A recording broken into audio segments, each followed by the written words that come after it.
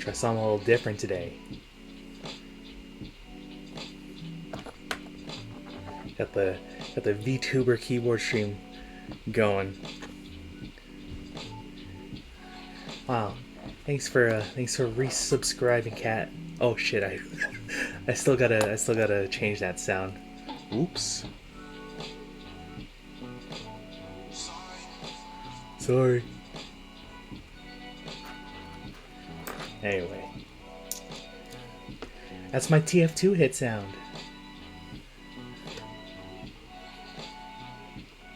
Is that dink? I made a high pitch because of remember how you could like change the pitch of the hit sound depending how much damage you did?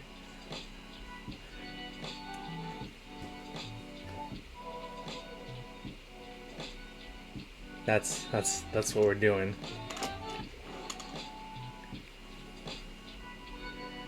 But anyway, we're building a Corne by Fustan. It's a Japanese developed keyboard. It's one of those splits that has two halves to it. Let me bring this over. Like this. Like that. My big ass out of the way.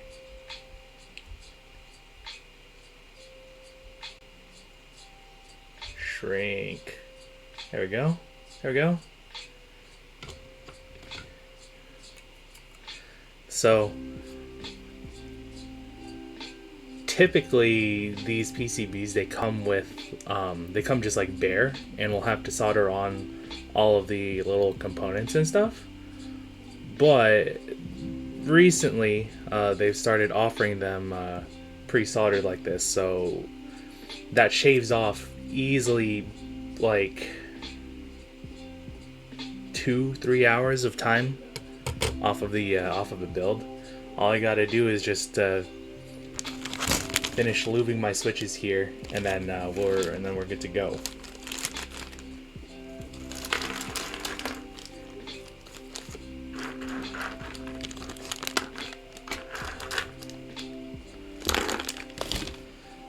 I pre-lubed a bunch of these so that the stream isn't like 2 hours of me fumbling around with a little paintbrush just trying to lube this stuff.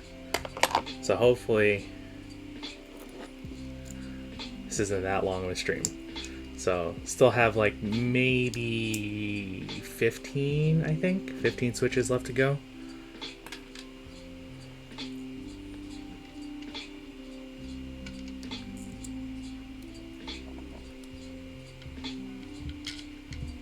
Today we're going to be using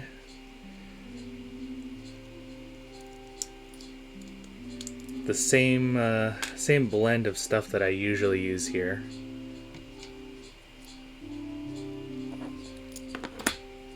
Which is Trebosys 3204 for the stems here, and then for the springs we're going to be using Krytox 105 oil, which is going to help cut down on the all the pinging and scratching sounds. So what you up to, Kat? You off work today?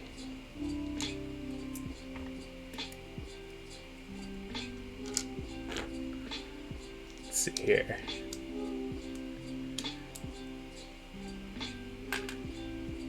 Oh, it looks like my stream isn't completely dying yet, so we're okay so far.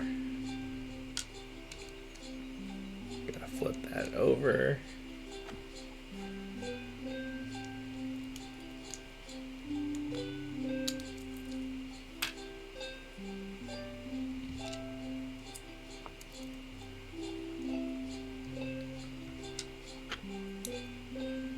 Also, I just hit my monsters, so we're good to go. Had work. Called in, kept up with really bad. You know what? That's fair. That's fair.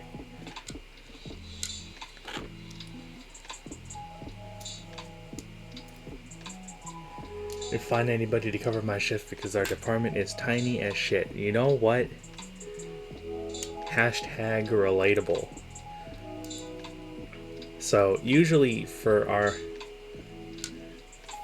there's a lot pipes are clogged. I get it. But yeah, kind of the same thing for my department, because it's like my department has a few more people than other departments, but everybody has kind of limited availability.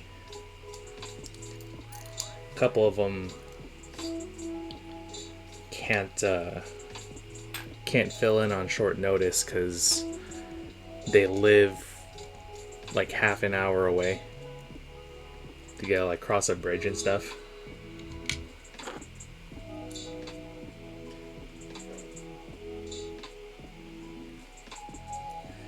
Should have just said you got your second shot. Be like, yeah, I gotta stay home. Because that's what a lot of my coworkers are doing right now.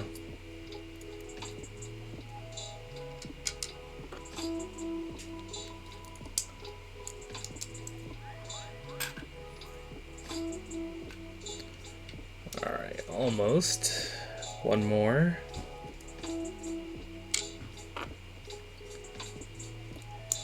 Hopefully this should take roughly 45 minutes.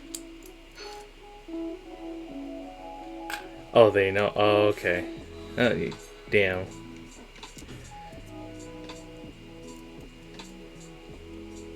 For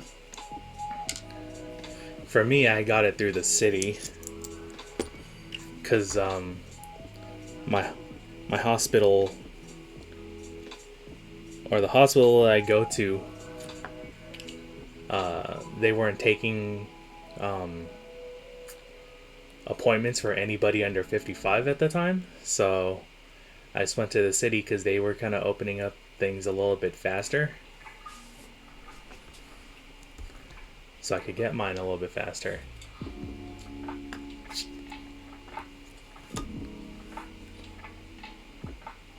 So let's see. So all of the rest of the switches have been opened up.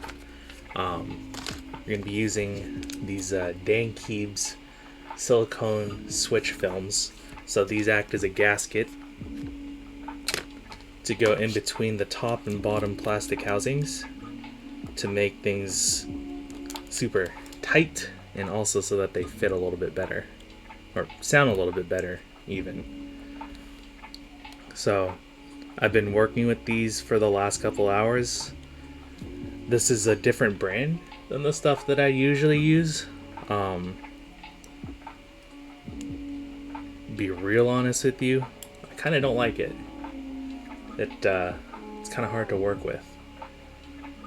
The usual one that I use is it's foam, but it's like a sticker, so it's a little stiff. Whereas these ones, this is pure silicone, so it's floppy as hell. I'm using them because they're clear. This is a very heavily RGB keyboard, and so I have to keep everything as clear as possible to let all the light shine through.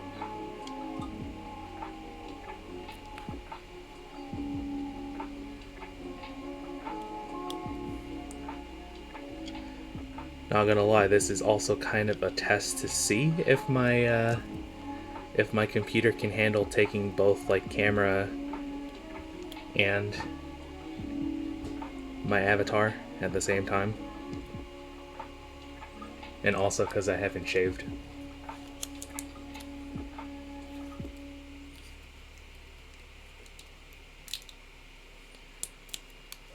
This is also kind of sticky. Like, it's sticky when it doesn't need to be, which is also where I'm having some trouble.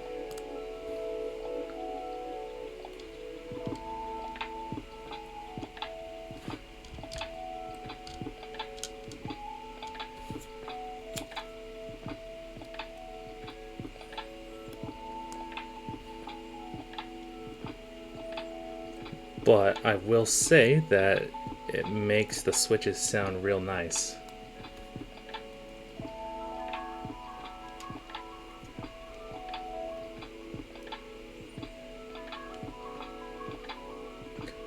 I also kind of changed up some camera settings a bit, so we will see how this looks.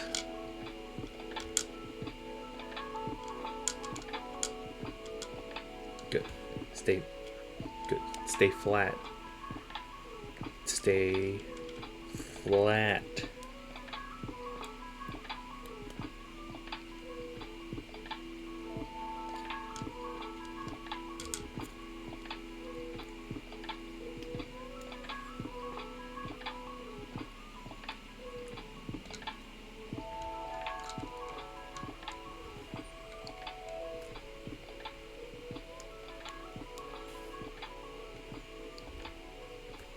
Yeah, now that Switch filming is the meta, this is the most tedious part of building a keyboard. Ugh.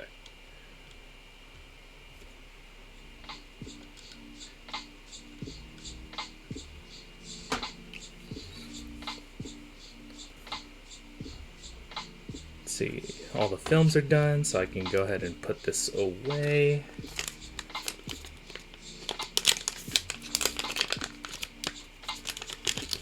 Maybe I should be like the other VTubers when they do like hand streams and stuff.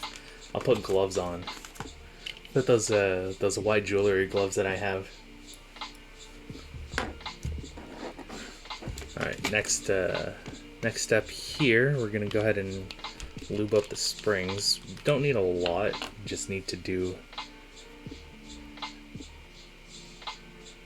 Just pouring a few drops of oil into the palette here. Do it.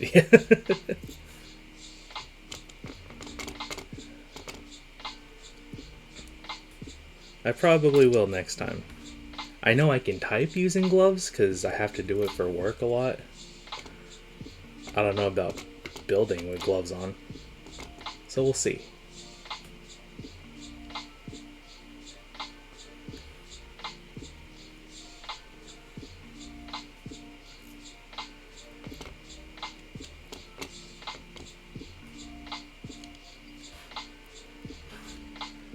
So just take a little,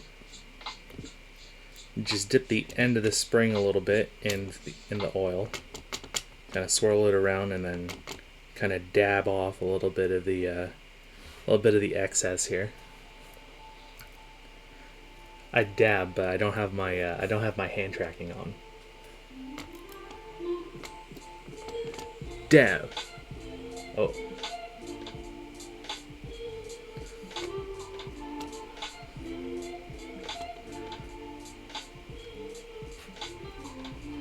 Close enough.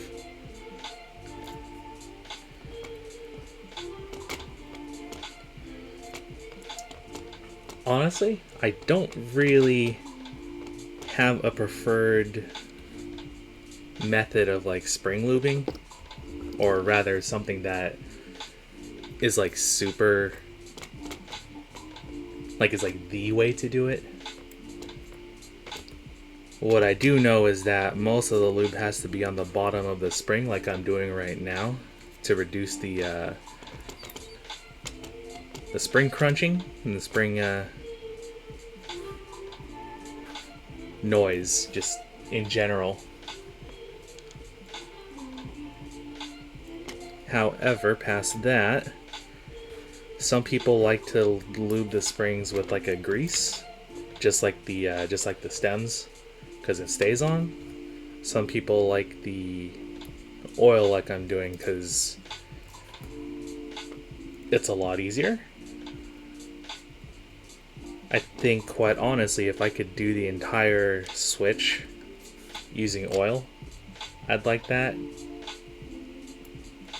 Because if you use too much grease, the Switch tends to feel a little bit sluggish.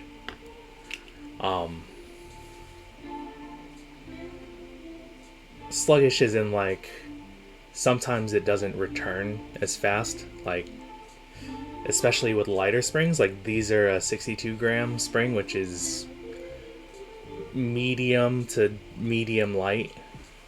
If you over lube your switch, it's gonna be sluggish.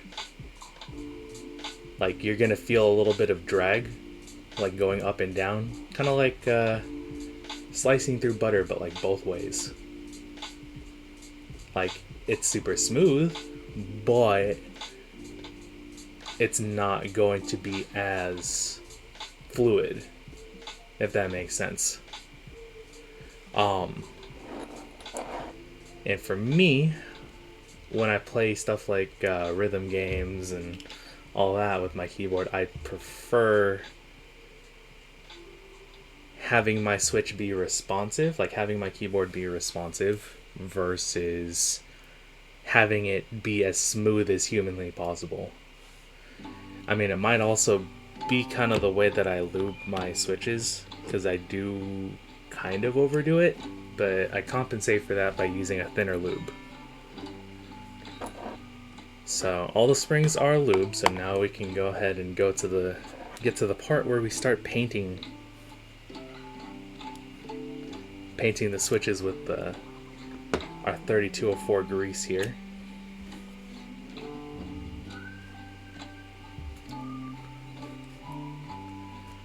See if I can zoom in a little bit more.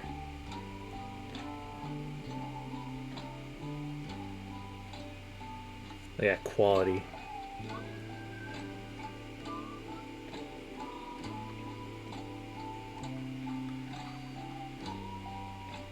Super light coat, not enough to where you see white from the excess lube, but enough to make all of the shiny sides of the stem look matte, because that's how you know that it's coated with lube.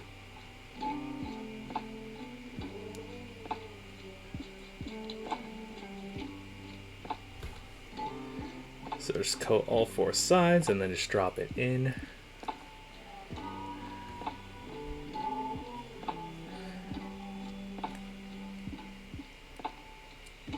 Oh, speaking of VTubers, I really hope Finana really gets to my keyboard on her next keyboard review stream.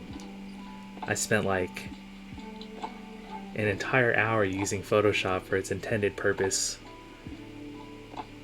of like actually editing photos. I like how you just drop the raw file in and then you can kind of edit stuff without destroying anything.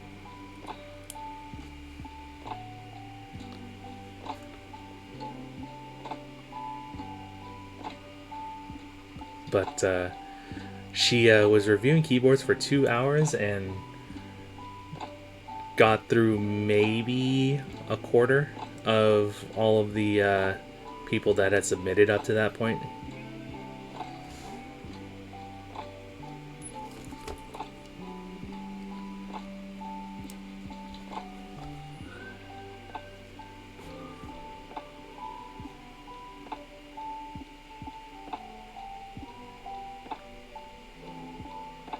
Ooh, I think I juiced that one up a little bit too much. It's super white.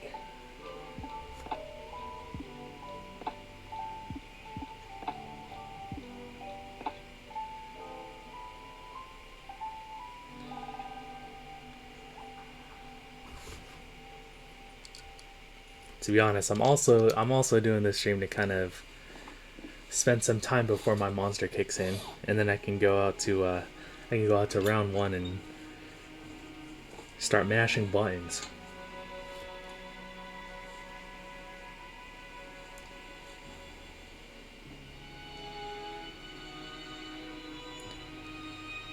Ever since my arcade opened up, I've been trying to go every week again. It's kind of hard to form the habit just because, you know, you just want to stay home like forever.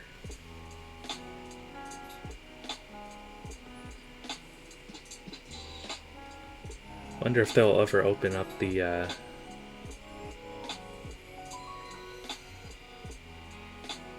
what was it? Hayward. Like, They put out a round one. They put out a post on Instagram saying that, oh yeah, all of our arcades are back open for all of our locations, except Hayward. Yeah, my friend got fucked.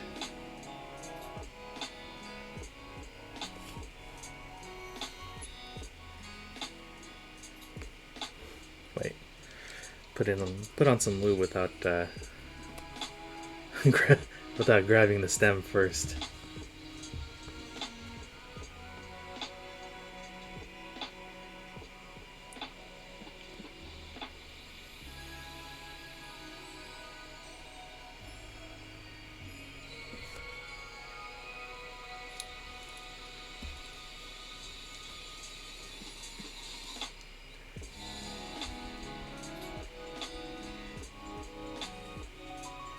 Almost done, just 5 switches left to go. Let's see here.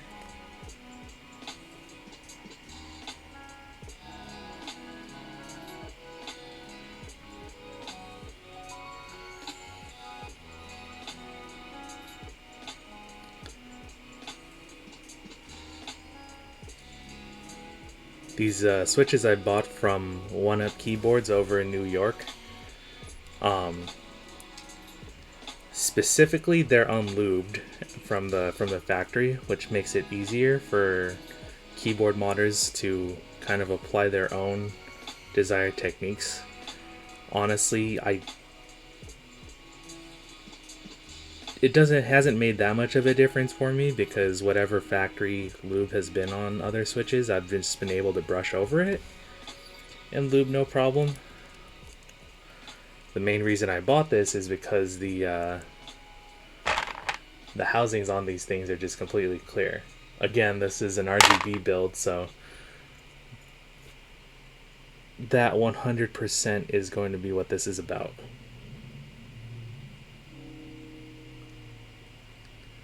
I get that shine on, yo. I actually haven't been doing like any RGB anything lately.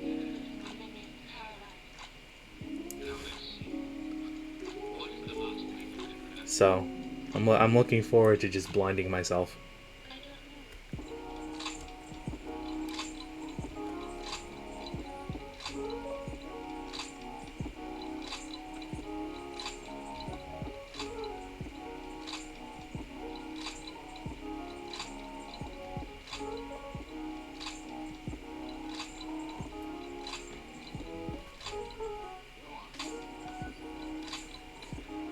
Come to think of it, these switches are almost the exact opposite of another switch that I've been working with, the Canon Keys Lavender switches.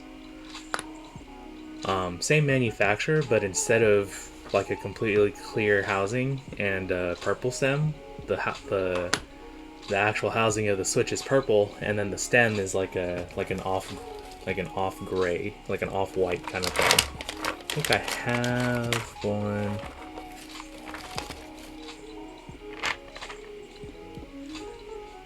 Yeah. Look at that, like almost exact opposites here. I kind of want to switch the stems. Put the purple, put the lavender stem in the lavender housing. But that's switch science for another day. We're just gonna stay consistent right now, because I bought enough of these switches for this keyboard. This keyboard only has 42 switches compared to like 61 switches for a typical 60% keyboard. So we're working tiny here.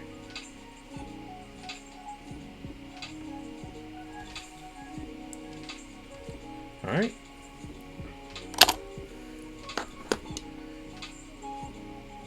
Springs are lubed, stems are lubed. Now we can go ahead and put these things together. Put this lavender away.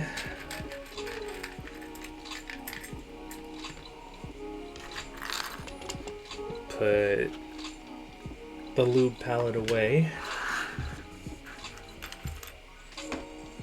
So now this is the trickiest part, is reassembling these switches, because with these silicone gasket films that we've applied on here,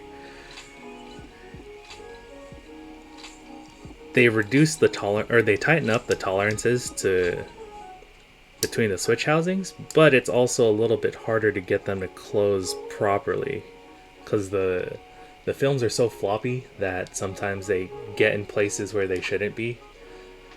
Like, sometimes the film will kind of get caught up in like one of these little legs that latch the switch closed. So it's a little tricky to work with. Best thing we can do really is just kind of hold it in place on the north and south position of the switch like this. Press the stem down and then just hope for the best. Just go. Alright, let's get that resituated there.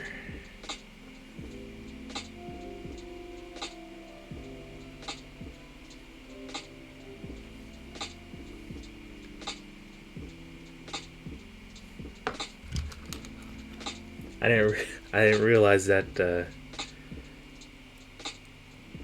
silicone would be this hard to work with,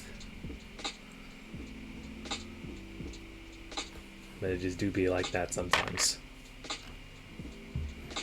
I think kind of going forward, I'll stick with either the foam ones that I've been using, or I'll switch to cutting my own out of vinyl. Ooh, hello. Kind of went a little too fast on closing that switch.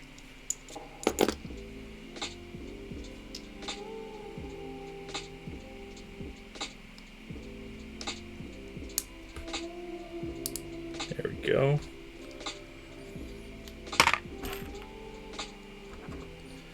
I mean, I don't want to jinx myself, but this has been going a lot better than the last 35 switches have gone. Maybe it's because I've had my caffeine, or maybe it's because I've been doing this for a couple hours already, but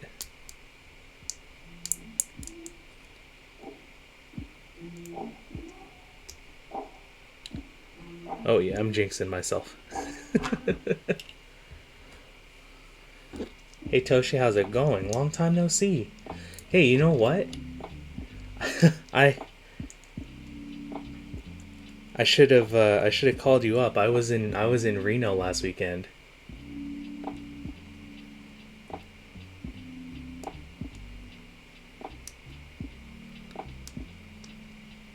My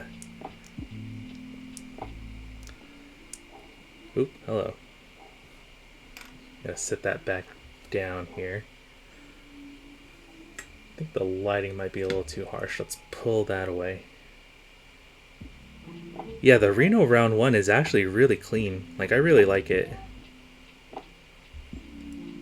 The Drum Mania machine over there is super nice. Like, they have like the deluxe version, like the same one that they have over at Puente Hills in LA. It was a little quiet though. That's my only concern. But other than that, it felt really nice. You have a proper drum seat over at oh, hello.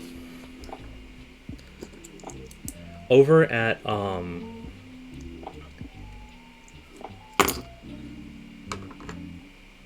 the Concord round 1, we don't even have a proper drum throne. But Reno's still running Viv. Oh, Reno updated to Exceed Gear. It was on Exceed Gear when I played. I was able to play all of the Hololive songs, so that was fun.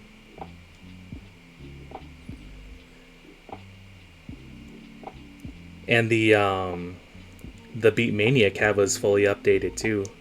Concord's cabinet isn't updated yet.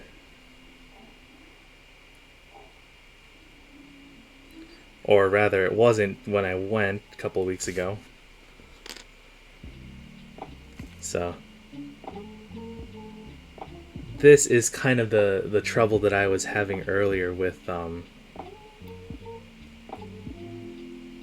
these silicone switch films, is that they're so gummy that they just kind of go everywhere.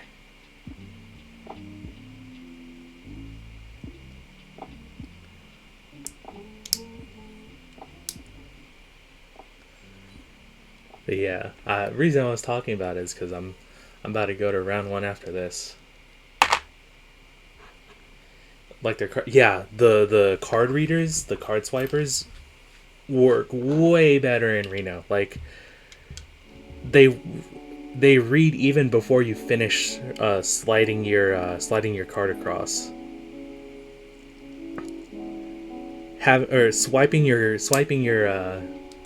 Swiping your card over at Concord is like a science. You have to like push it in the right way, otherwise it just rejects you.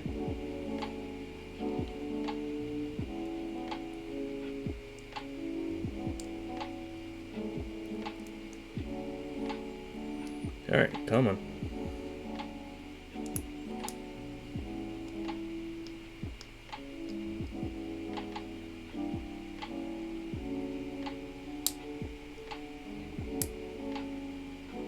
Nice. Yeah, intercard system. Oh, I didn't even bother transferring my credits. I just bought a new card at Reno. I was just like, screw it.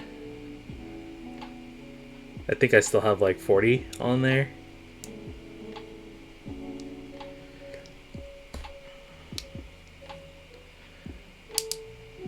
I don't even know if they are doing the that little promotion. Oh, next time if you go to Hayward, you can actually still use that. Hayward's arcade is still closed.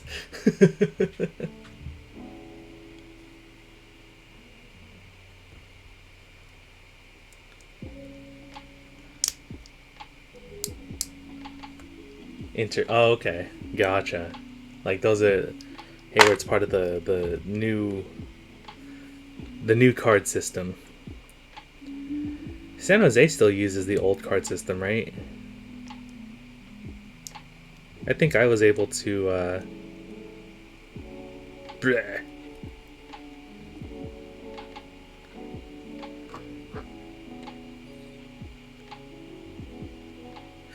to Albuquerque.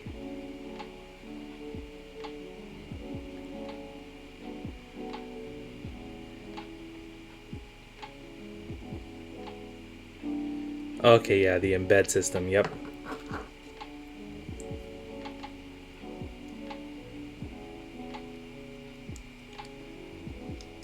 Damn, you be out here going to all these different round ones. I'm just like Concord. Maybe San Jose if I'm there, but I don't have a reason to go to San Jose right now, so I just kind of don't. Roseville. Wait, there's one opening up in Roseville?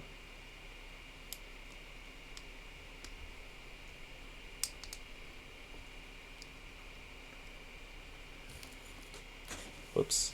What'd I drop? 2 more. 2 more. And then we can actually start building the keyboard. Which, admittedly, there's not a lot of actual building of the keyboard going on today.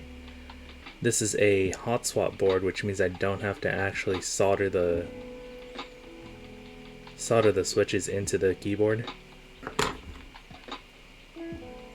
But what I do want to talk about later is how to build a keyboard layout for like small keyboards like this. All I learned is newer locations use intercards. Most locations in Cali using, yeah. What? Lakewood can transfer to San Jose, but not Concord, excuse me.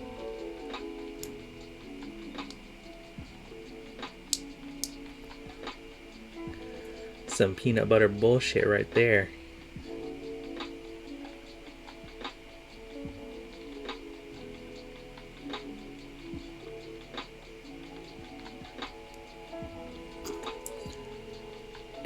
This last switch almost went in perfectly, but the gasket got caught on the leg. There we go. Now that's good. That is 48 switches, which is more than we need, but kind of have to build some redundancy here. Alright, let's go ahead and zoom all the way back out here. Go ahead and put away this lube station.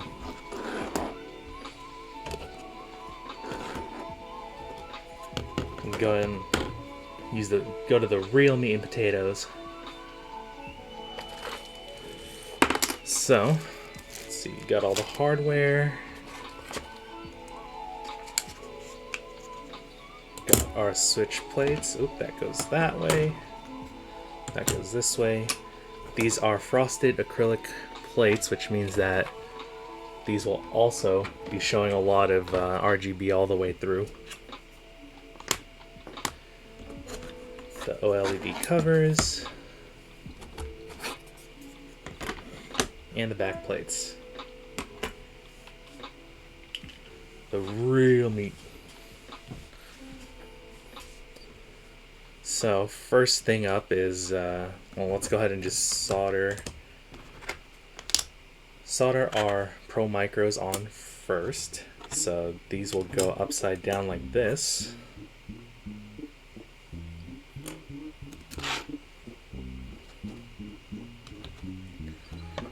Put these guys up here for now.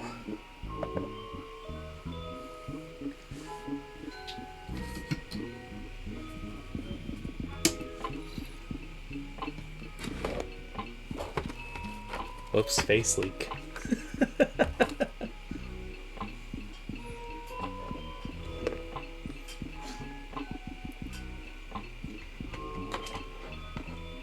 Hashtag forehead reveal.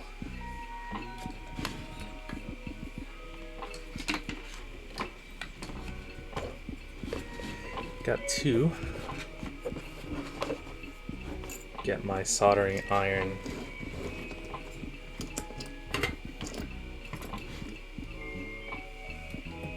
There we go.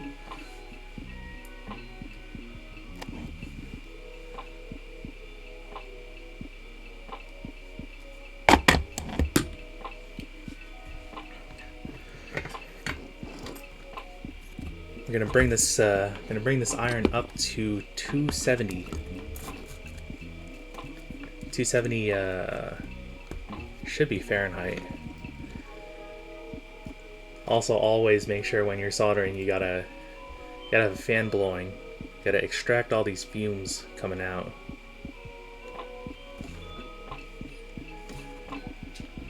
It's gotta bring us back in here.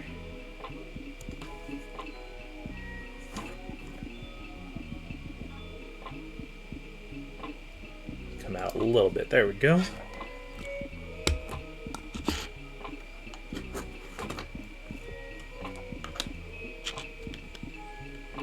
So what we're gonna do, we're going to solder the little spring headers into the Pro Micro first, into the brains of the operation here, but we're gonna put it on the PCBs so that they line up properly.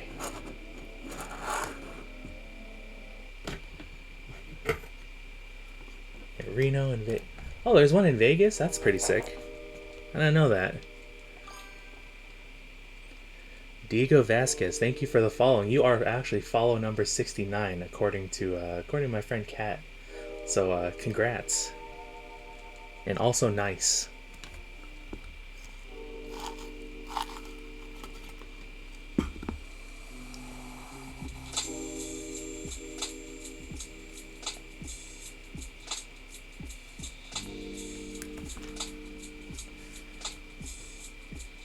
Want to go to Puente though because of the Spot Chat. Oh yeah, that's right. Puente Hills has the Spot Chat.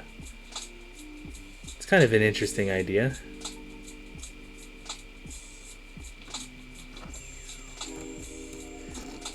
I really just want to go to LA in general. It's been a hot minute since I've been down there.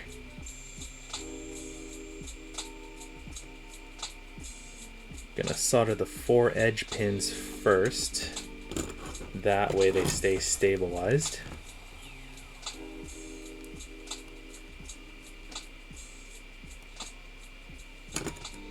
All right.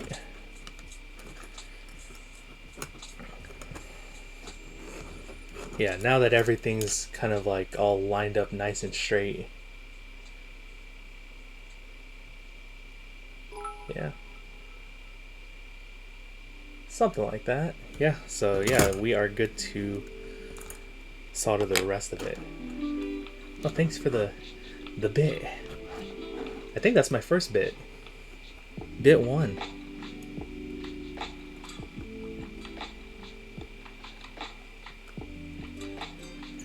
So just kind of go down the row here. Just gotta work fast, very light touches of solder here. Because the main thing you really don't want to do is bridge a couple of connections together, bridge a couple of these pins.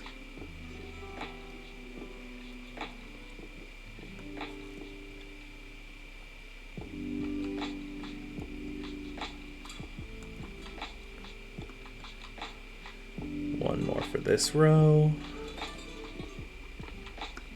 There we go.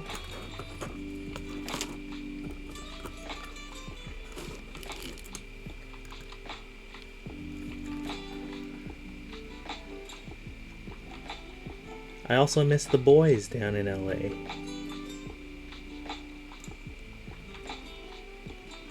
Actually, yeah, it's been a long time. The last time I went down to LA was for friggin' AX, like in 2019. 2019? 2018? I don't even remember at this point. 2020 is just like not real. Like my sense of time has been thrown off so much from last year. Like it's actually crazy. Is this your first Corne? Actually, this is my second Corne. My first one though, I didn't have any of the RGB stuff on there. What I really wanted is to just make it as low profile as possible. I'll actually grab that real quick and kind of show that off.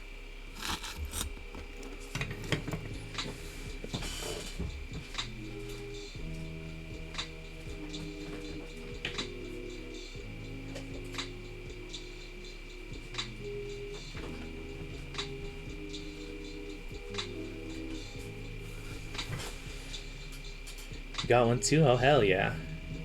Yeah, it's such a nice keyboard. It's so versatile.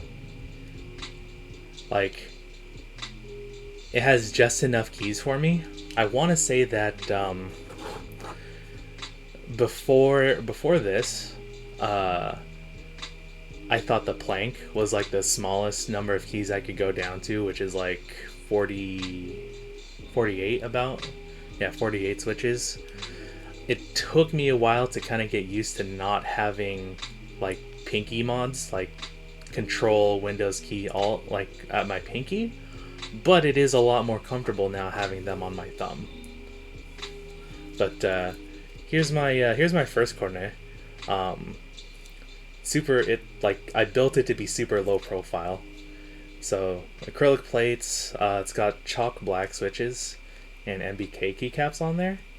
I don't have my calipers on me right now, but I want to say like from the top of the keycap to the bottom of the bump on was something like 12 millimeters. Like compared to something like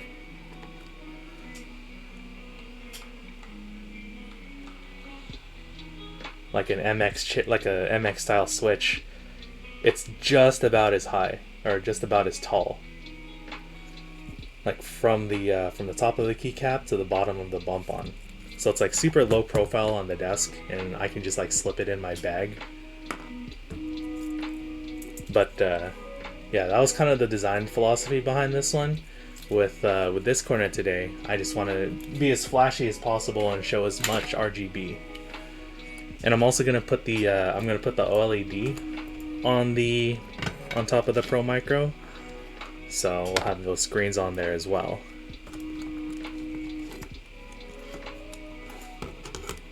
Gonna go ahead and flip this over.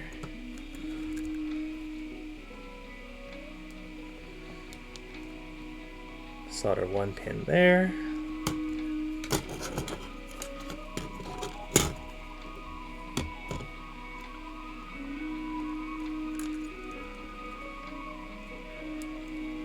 Solder the other pin, make sure we are flush, which looks like we're flush, so we can go ahead and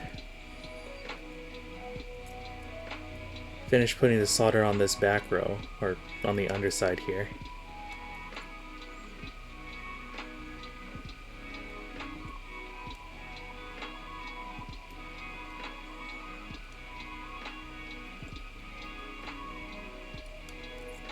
So kind of going back to the round one talk here, or just in general,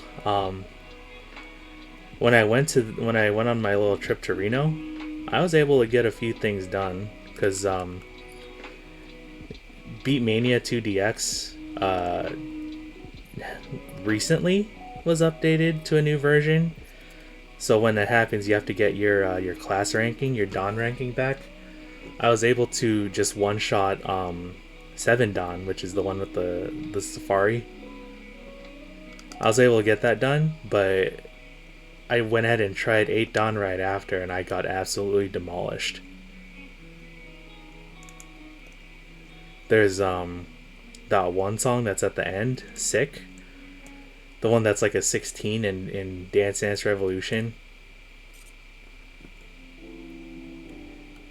It's simple enough on DDR, but for Beatmania, that song is nuts. Crazy. Cannot do it. No thank you.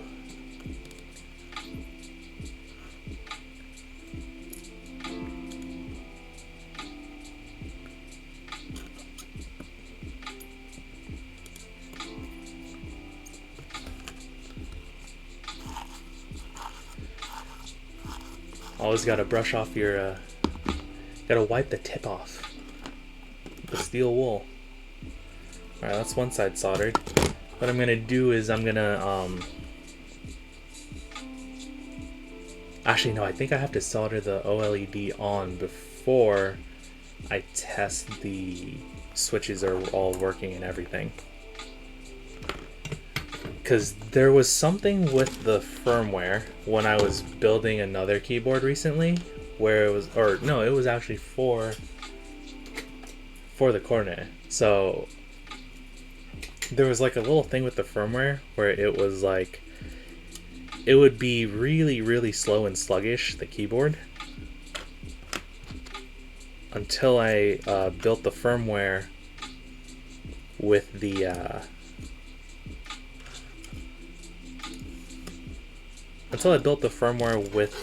OLED off. So I think that's the first thing I have, or with the OLED, yeah, with the OLED off, because I didn't solder it on there. So the first thing I have to do before I start making any tests is I'll have to solder that OLED on it'll also be super sick.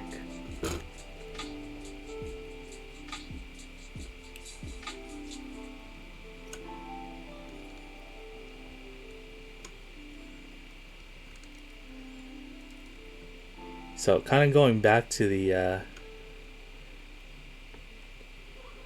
that keyboard stream that Fiona had from Niji Sanji En, I noticed that there were a lot of people posting GMK Noel sets, which I guess because that's like one of the latest sets to ship out, but it was kind of ridiculous. Like a good 50-60% of all the keyboards that were shown off had GMK Noel on there, which is kind of ridiculous actually. So it's a little bit too much of one specific key set.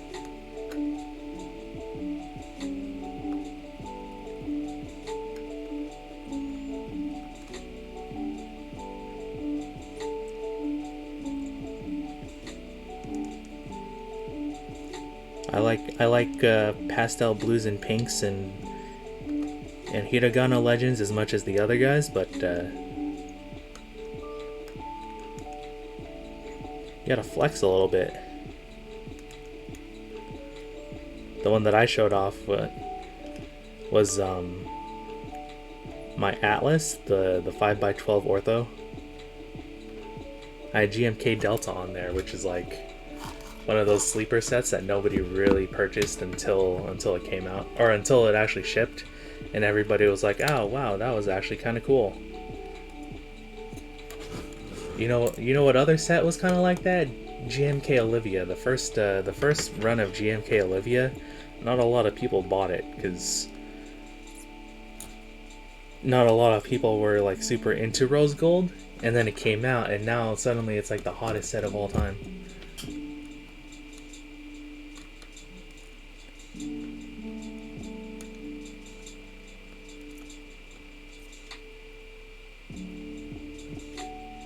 Like Delta also has kind of like that same setup where it's like white alpha keys, black mods, and then like an accent color. For Delta in this case it's teal, but somehow it went as under the radar as Olivia did on its initial run. Like, I don't even think it was an issue of marketing because it was run by Canon keys, and it was being run around the same time as the Satisfaction 75, which, if you've kind of been around the hobby for a little bit, everybody's kind of going nuts over.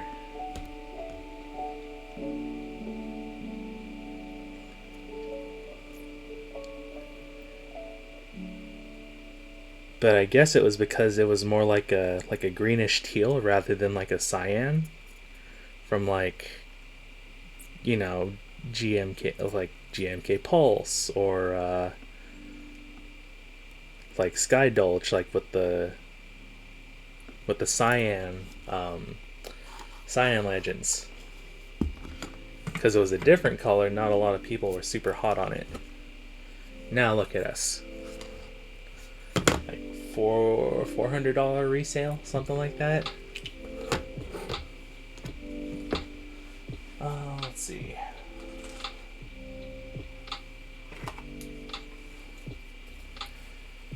I'll do something I saw on Twitter. Gotta use the tape real quick here. If I can find where it starts. Oh, there it is.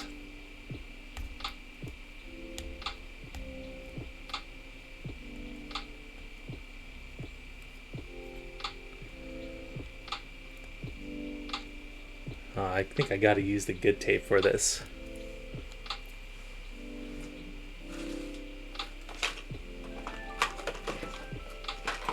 Or I'll just use duct tape. I have this like orange pattern duct tape. This will work too. But basically, gonna tape down the pins so that they don't fly off everywhere once I cut them.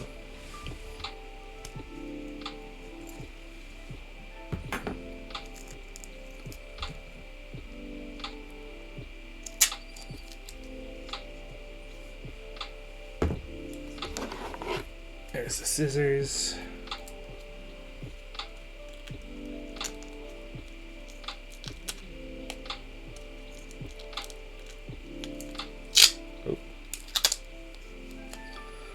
A little bit too sticky for this pear. Either that or this pear is like kind of dull. There we go.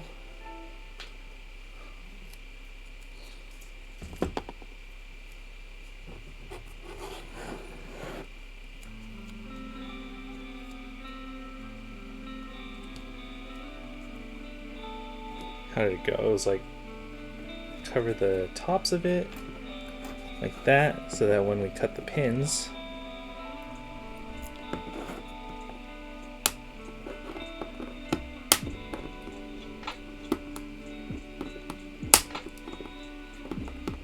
they don't fly around everywhere. Mission failed because they're still flying around everywhere.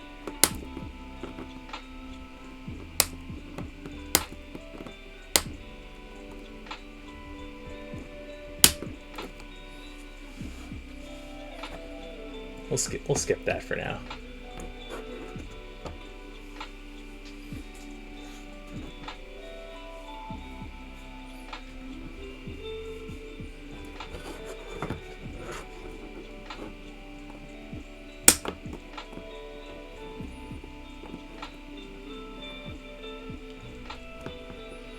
We'll revert to good old stop it with the tip of your finger and risk pain.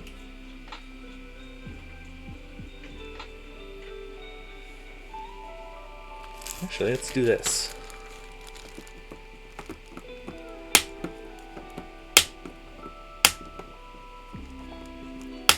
Hey, that works.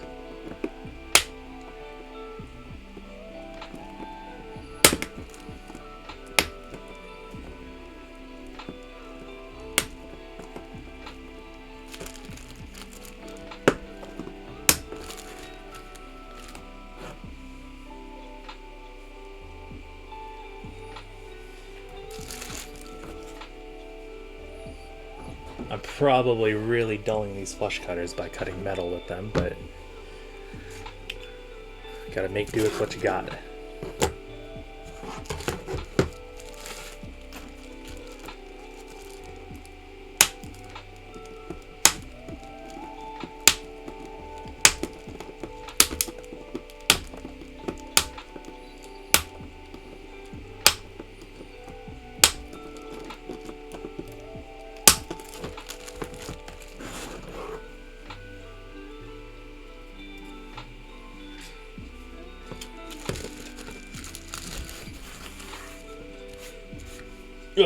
Okay.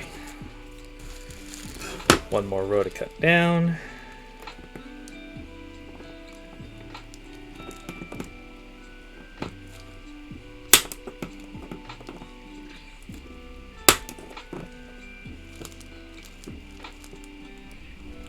Oh.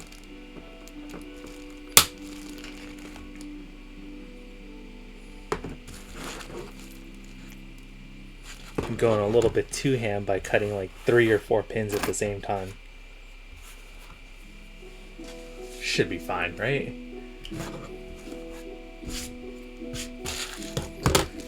Alright, so those are ready to go. Break out the OLEDs. Both these are white.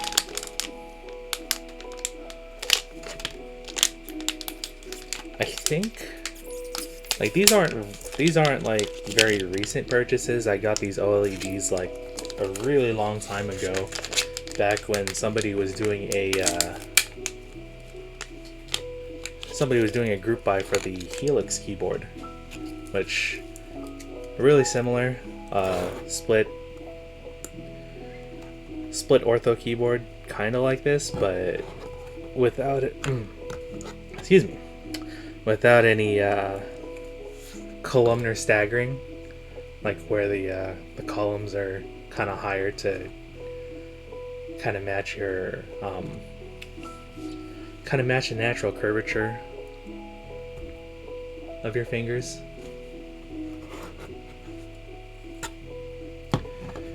Let's see if we can position these proper here. I think the play is I'll have to solder one pin, and then while holding it, make sure that I have the OLED positioned how I want it to be. I want to make sure that it's straight on top of the Pro Micro here.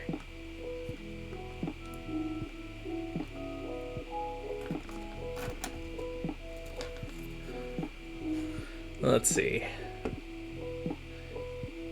Yeah, looks pretty straight to me. We go ahead and solder in the rest of the pins on here.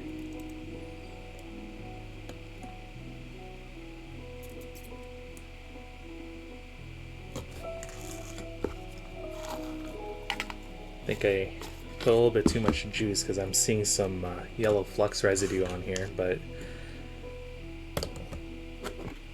it happens sometimes.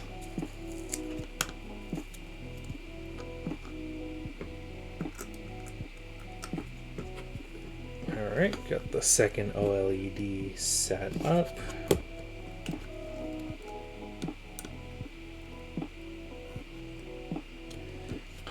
Get some solder on that first pin, and then once again just get it straight. Oops.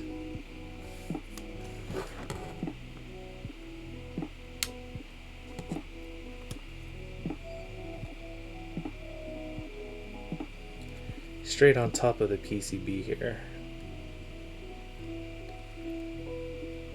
Alright, looking good from my end. Let's go ahead and finish.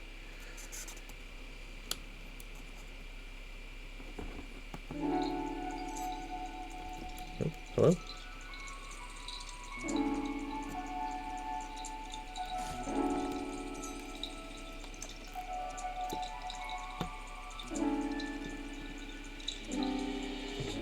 Okay, that was really weird for a second.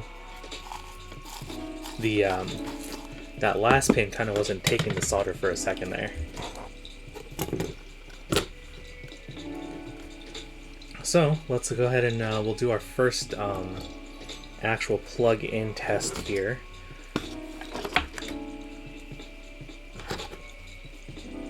Gotta get the TRRS cable to connect the two halves.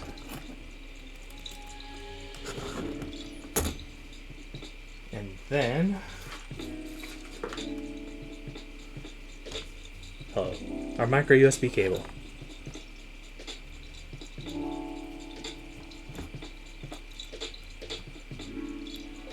Ooh, look at that. Let's go, baby. I'm blinding myself. Oh yeah, that'll be super nice once it comes together.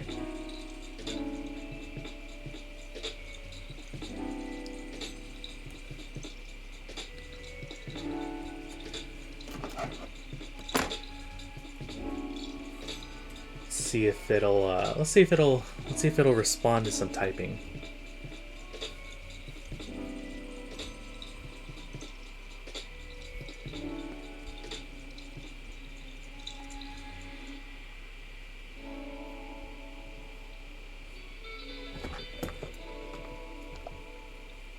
Ooh, the bottom LEDs are working too.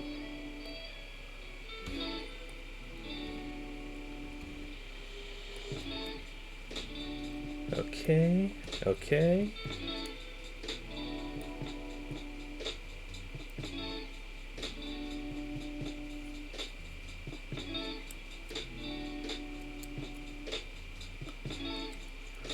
Everything's working so far.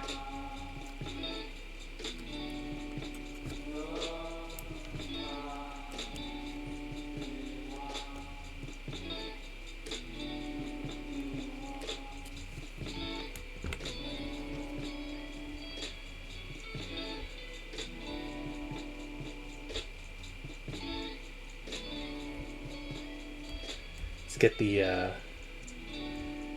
get the rainbow RGB going.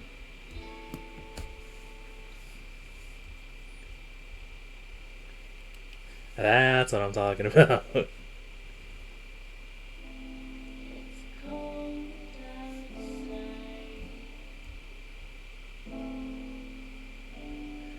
Is this the right window?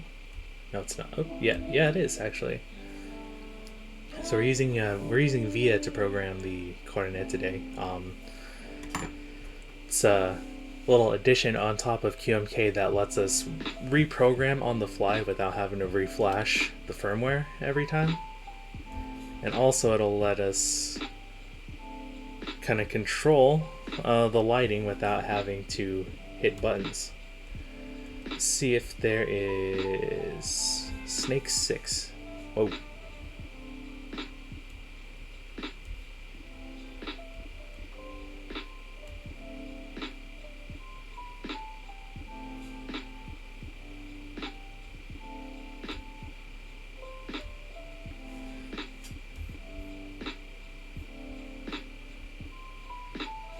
Look at that. Tell me that isn't sick.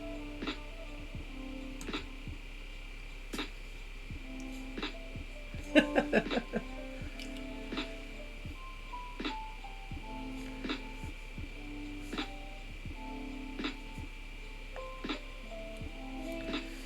think I have to do a little bit of extra soldering on the OLEDs, but other than that, we're looking pretty good. Let's get these cables out of the way.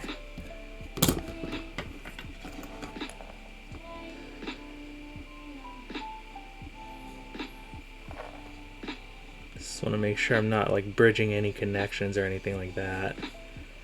So just hitting each of these pins with some extra bit of solder.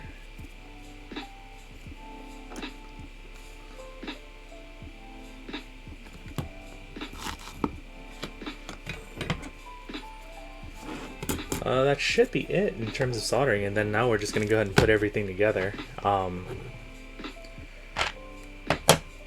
So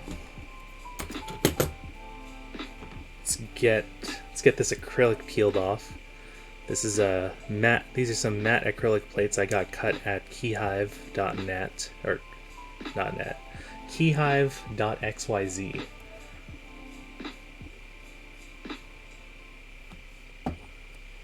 Let's see. Anything sharper than tweezers? I think I have an X-Acto knife. There we go.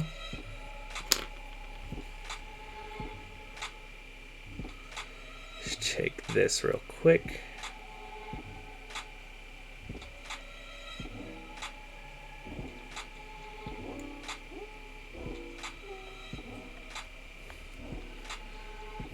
Get that started and we can start peeling. Hopefully we can get this done in one go.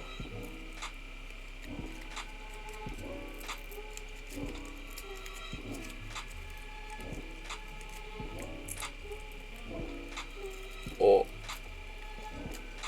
we're losing our captain.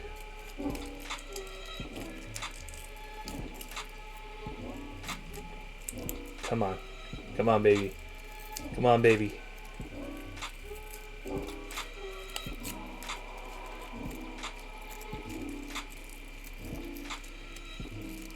Almost.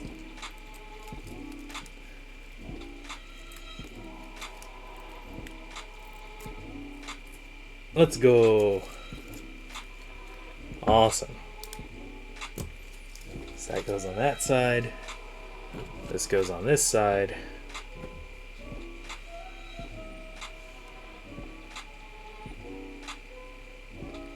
So the order of operations here is we're gonna put the switches into the plate and simultaneously into the PCB. I know some people like to put everything on the plate first and then just kind of smash everything into the PCB, but that's not how I do it.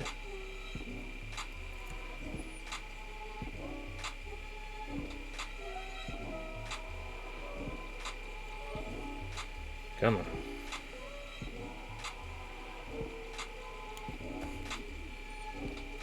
One more time.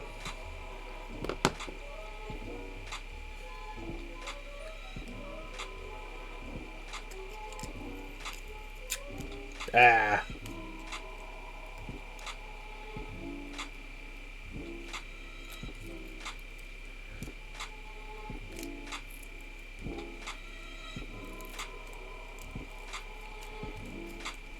Go, go, go, go.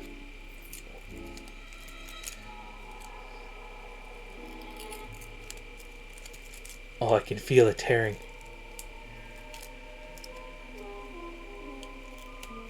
Yeah, bet.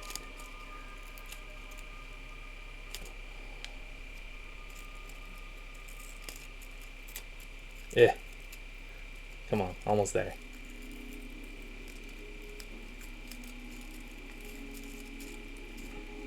There we go.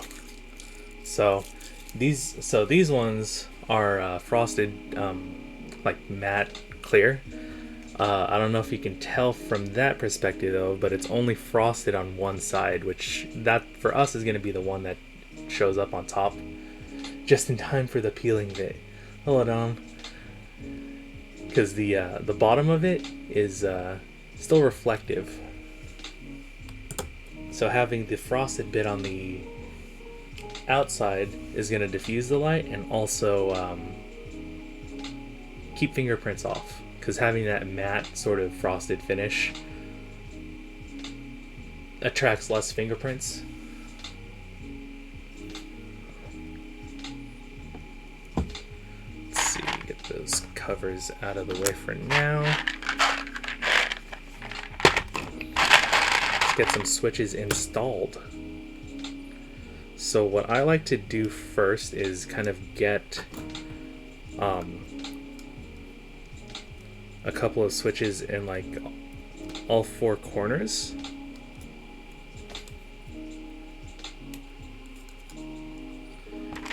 Just to kind of support the support and align the plate.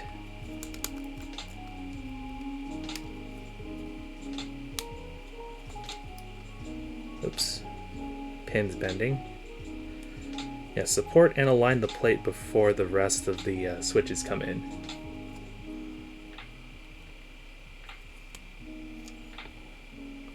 So that's secure in there, that's secure in there.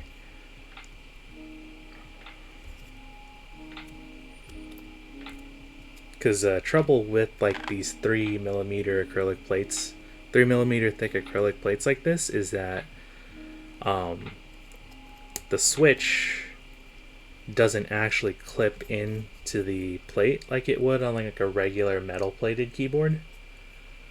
So it's a little bit less sturdy. I was thinking about ordering plate foam for this as well, but I'm leaving it open between the plate and the PCB, so that more of the RGB lighting can show out. Solderless PCB? Almost, yeah. Like all I really had to solder was the microcontroller and the OLEDs on here. Everything else is just slap it in there and just go.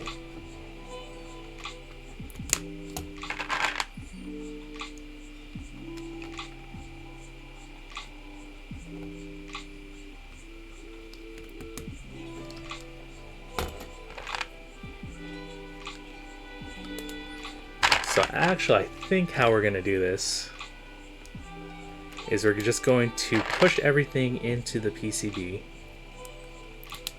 have the plate be kind of under it, and then I'll install the brass standoffs that'll connect to the bottom part of the case. And if I push down, then the plate will kind of latch onto all of these switches. I think that's going to be the best course of action here.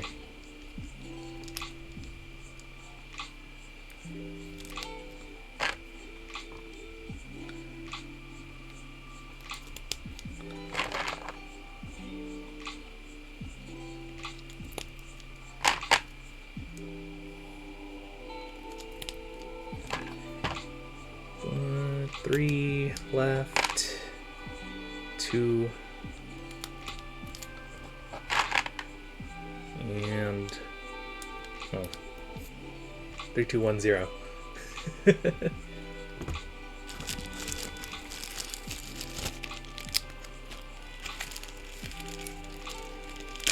Get these bad boys out of here.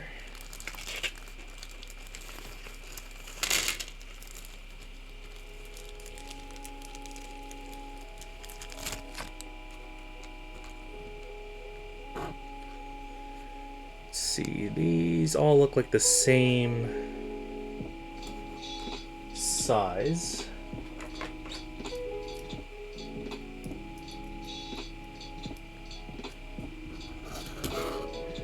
So each half is going to have 5 screw holes, so right here underneath the right next to the space bar, right over here next to the mods, and then a couple more on the perimeter. So I'm going to install all of the screws and standoffs together, like so.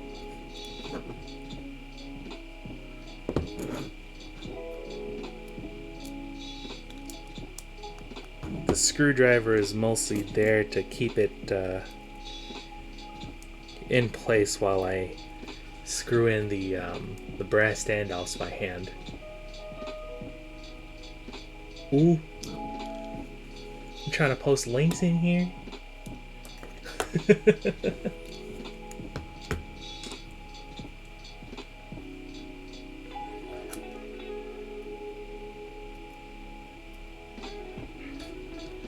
Nightbot is here hating, because I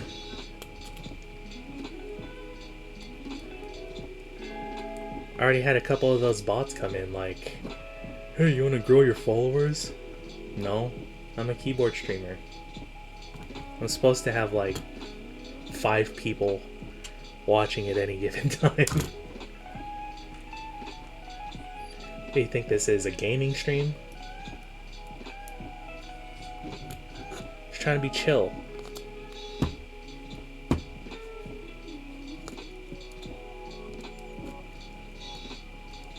Everybody can watch the VOD later.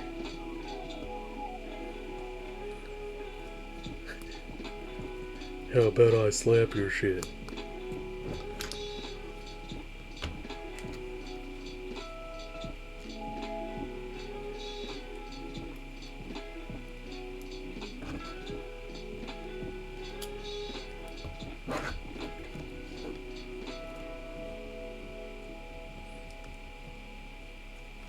Alright, 5 standoffs.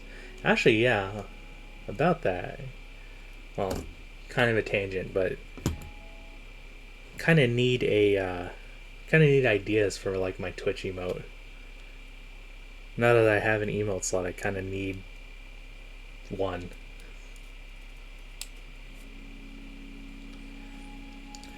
You know, this may not have been the play. Technically, it should be working. Oh, there we go. There we go.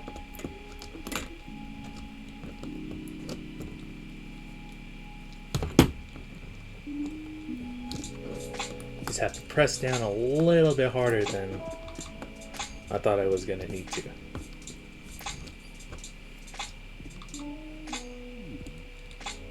Yeah, looks good. Everything looks seated properly. Split keyboards seem like they'd be dope for things like HOTAS or other controllers. Actually, yeah, you're kind of right. I know there's for emo. I'll try to see. True. I know there's some people like they've kind of modified their Corne PCB so that instead of a switch here at the thumb position, they have like a joystick.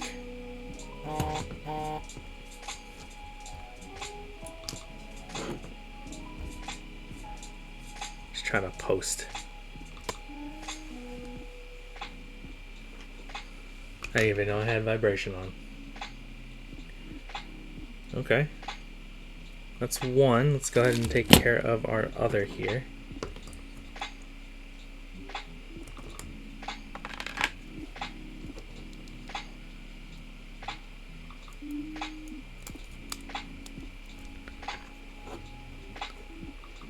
Actually, technically, I should have done this left side first, because this one is,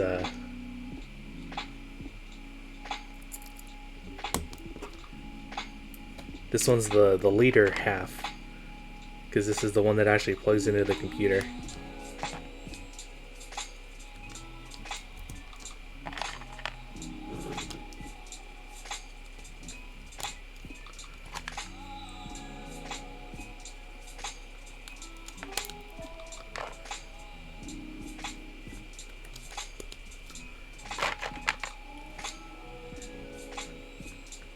But yeah, joystick on these, like, I don't know if you remember the little PSP thumbstick, the one that was like really flat. Like, that's specifically what I've seen people put on this keyboard.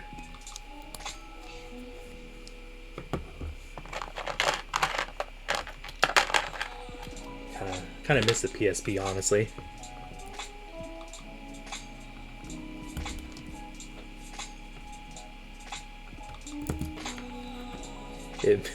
It may have been the beginning of my carpal tunnel, but that was what I was growing up on in high school. DJ Max, Monster Hunter. What was the other one? Armored Core. Yeah, there was Armored Core on the PSP. The new 3DS one was like old laptop mouse nubs. Oh, the really small one. Yeah. God, I really wish I had a keyboard or some way to put like a track point on my keyboard. There's a couple of customs out there. Well, custom-ish keyboards. Like, they're made by Tex Keyboards, which is like a slightly big company, but they have the little track point on the inside. However, it kind of breaks compatibility with custom keycaps, because typically there's not that much space between keycaps, and to have a track point in the middle of them, you need a sizable amount of space. Oh, come on.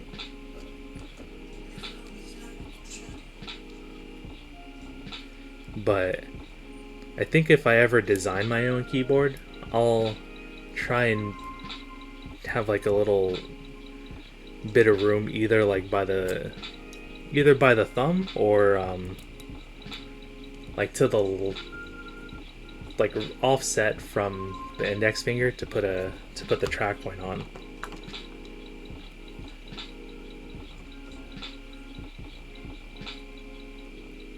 The track point, or colloquially the clip mouse. I wish they would include that on like regular keyboards.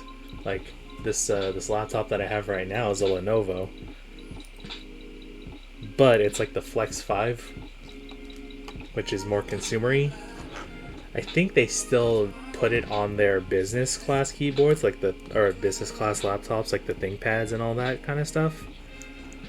But those things are expensive nowadays, and there's not that much build quality differences between like their consumer brand now versus their business brand.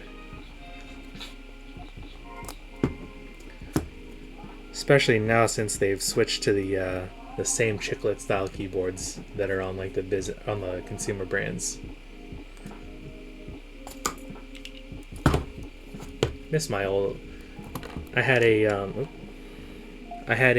T41, a X60, I think it was the X60, and the X220 tablet for ThinkPads. So to say I have a fond memory of them would be a slight understatement. Look at the desk flexing from all the pressure I'm putting down on these things.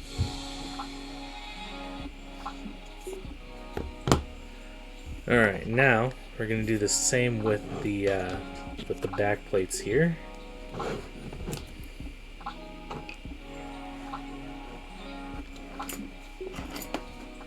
Oh, turn off my soldering iron. I forgot that I don't have to solder anymore.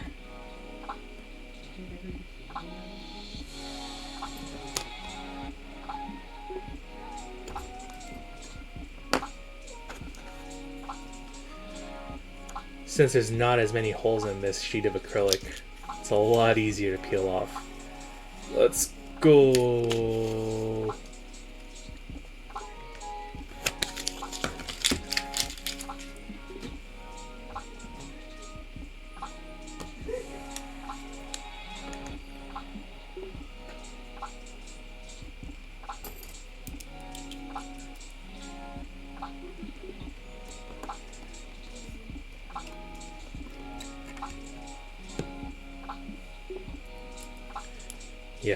Yeah, we'll have the diffuse side on the outside again.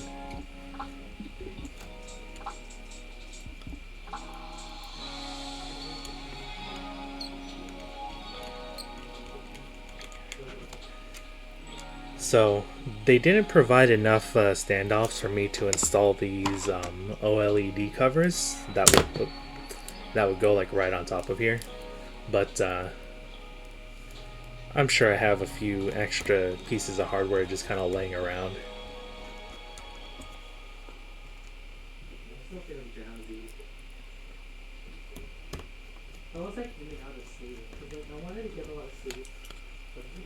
That's one side. Let's go ahead and peel the other side real quick. Eventually, yeah, that's why I keep all your extra bits. Exactly. But eventually, I'm going to switch out the case on here. Jake over at P3D Store, he made a gasket mount Corne case. So it types a little bit softer. There's like a little bit more flex to it versus the way that this is mounted, which is just like just kind of screwed on. I want to say that technically this is a bottom mount, but because the standoffs are like on the inside of the keys, I want to say it acts like a tray mount keyboard, like a regular 60%.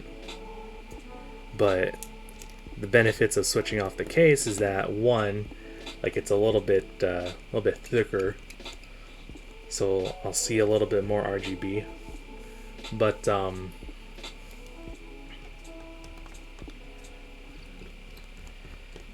it's mostly for that gasket mounting, which is all the rage right now. Like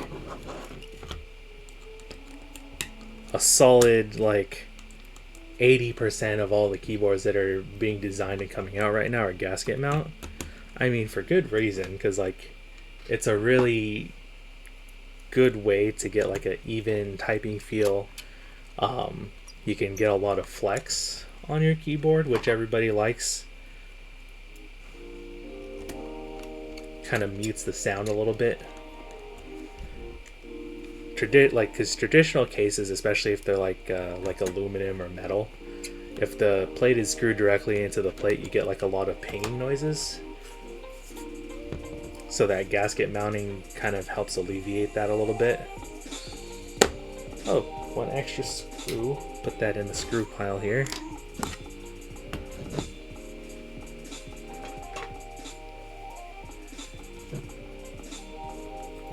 Alright, let's see how it looks like with the switches on.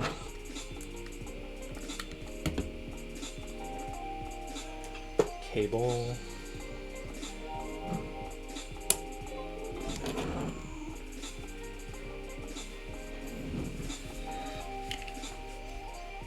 And let's get the full RGB type beat on.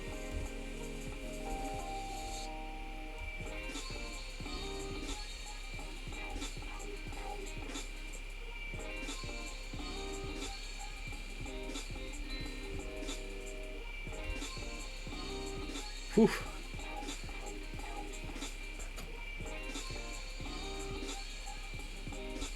Look at that.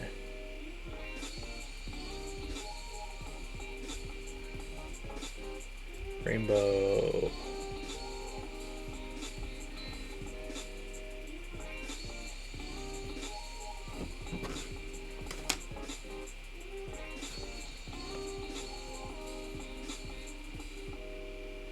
Like a damn Christmas tree up in here.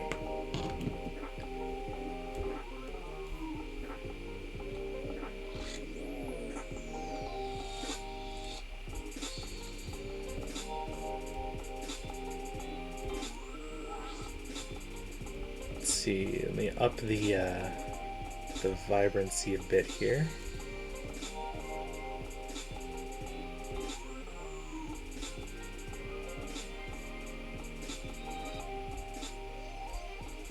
Rainbow swirl. Yeah. Last thing to do is kind of put keycaps on here, and then we're good to go. That is big fire. You damn right. Last thing I gotta do is to salvage the keycaps for one of my other builds. This is a Discipline 65% keyboard that, honestly, for me, has a little bit too many keys nowadays. We're downsizing. 40% is now the meta.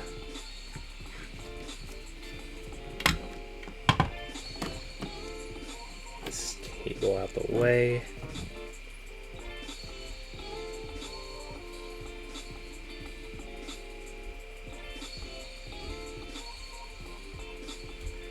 I think there's still a little something going on with the OLED, but we'll fix that at another time.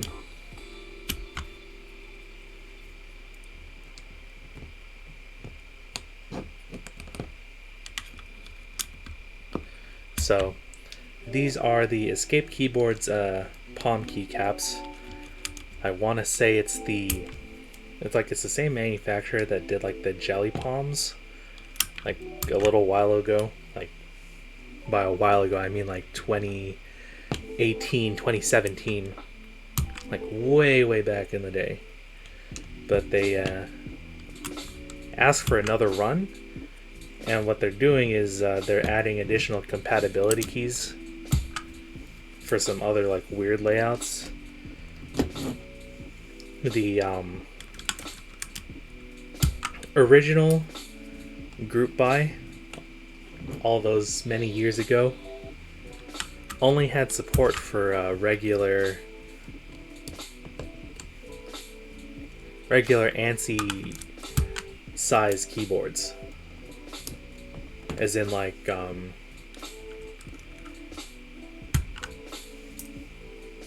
your regular 6.25 unit spacebar,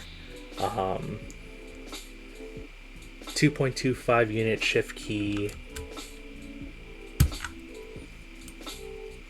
What else?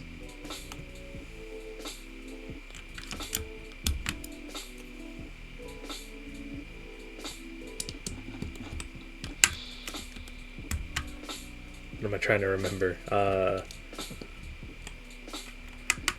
Yeah, no different shift keys, no different bottom row keys.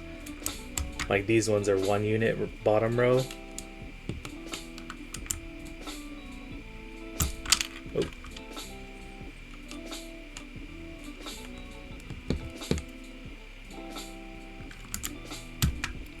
But just generally not a lot of compatibility.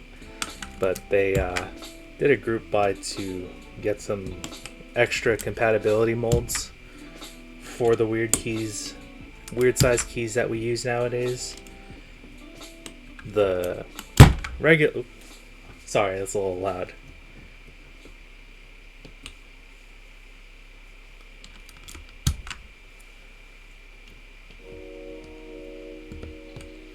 The regular ones all shipped out already. And I'm just waiting for the compatibility kit to come back in stock. Or not come back in stock, but they have to finish shipping.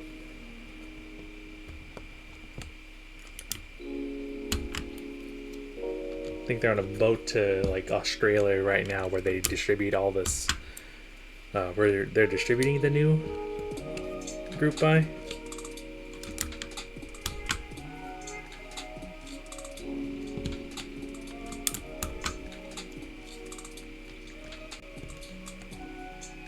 Oops.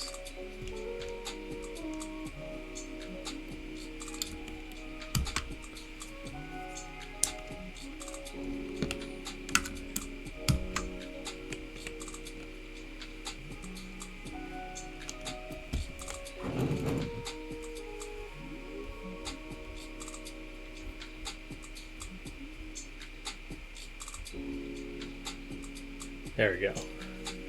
Almost done. Just a few more keys to put caps on, and then we're good to go.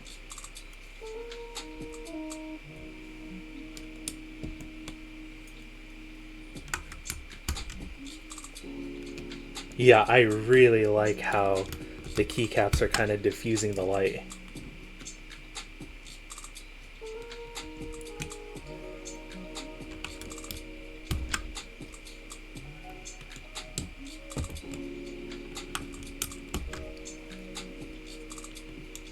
Hopefully it'll sound as good as it looks.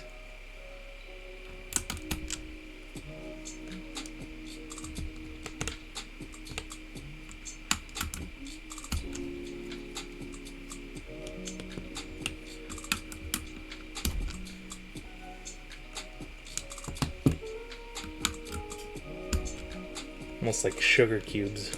Actually, I think that is what they were called, for sugar cube.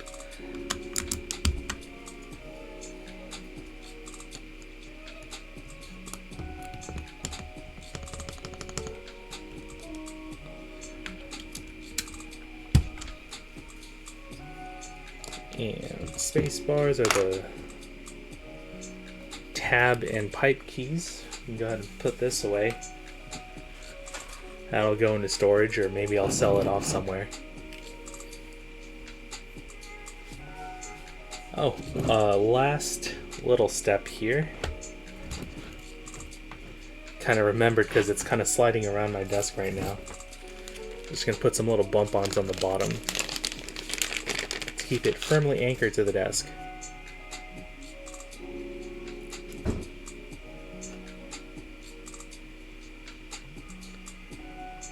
Oh.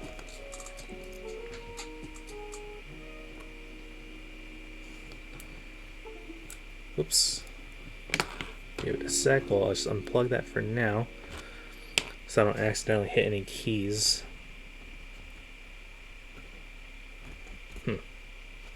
It's not sticking on. Is it because it's that matte surface? I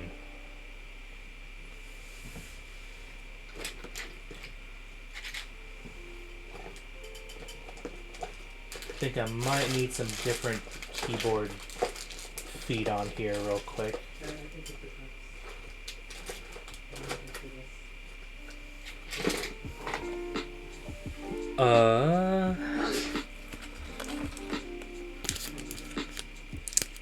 Maybe if it's the bigger size feet that they'll stick on, no problem. Yeah, looks like it feels like that's kind of firm in there. Does make it a little bit taller than I want it to be, but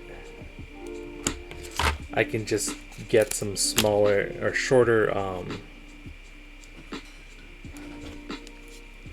some shorter standoffs in the near future.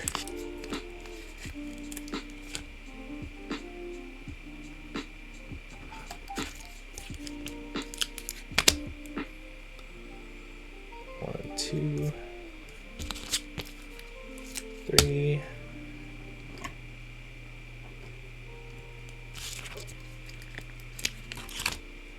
And four.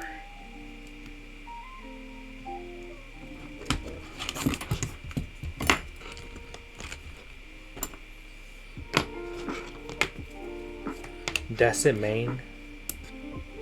Ooh.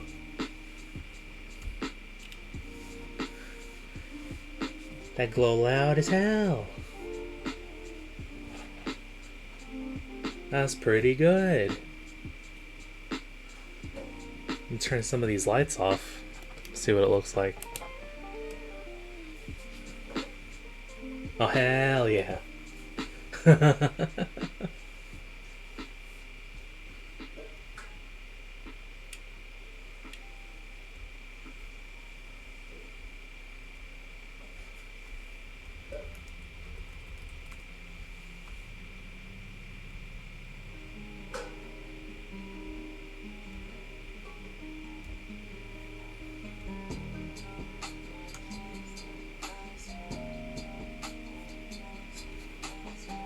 Alright, now, as is tradition, it's time for the, oh wait. I have to define my, my key map first. So, when you have as many keys as we do here, there's a few choices to make in terms of where you want each of your keys. So, as you can see from this default key map, so the key right next to A, which is usually caps lock, is control. Shift is still next to Z. For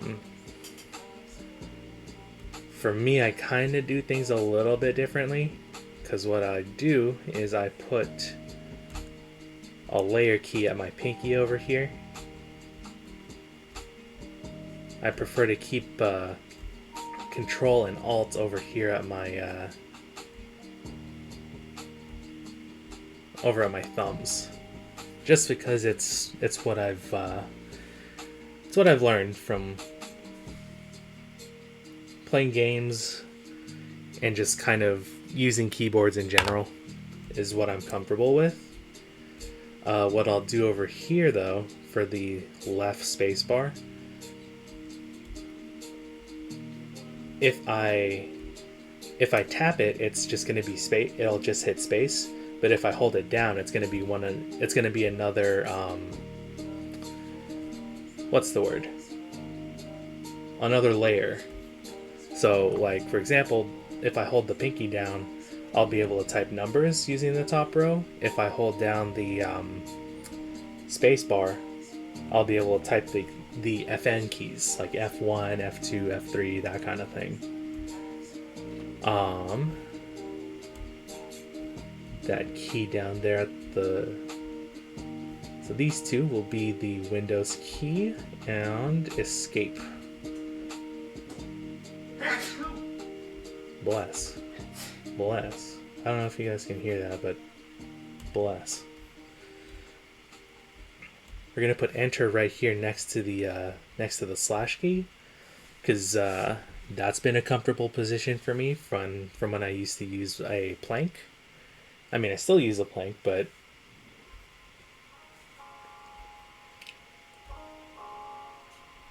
that's my muscle memory. But everything important is on that first layer still. 1, 2, 3, 4, 5, 6, 7, 8, 9, 0. That's still up there. We're good.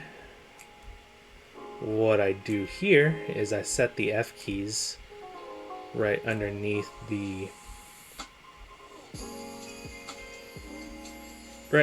numbers, so I can still hit them with one hand.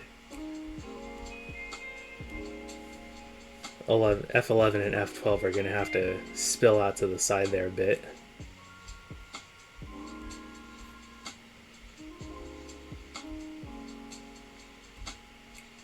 Let's see. This little triangle that I'm putting down on each of these means that's transparent, so the layer changing doesn't affect what they do. Set that to the minus key, minus underscore, and then equals plus. We'll also put the grave key, the little uwu squiggle key, the tilde,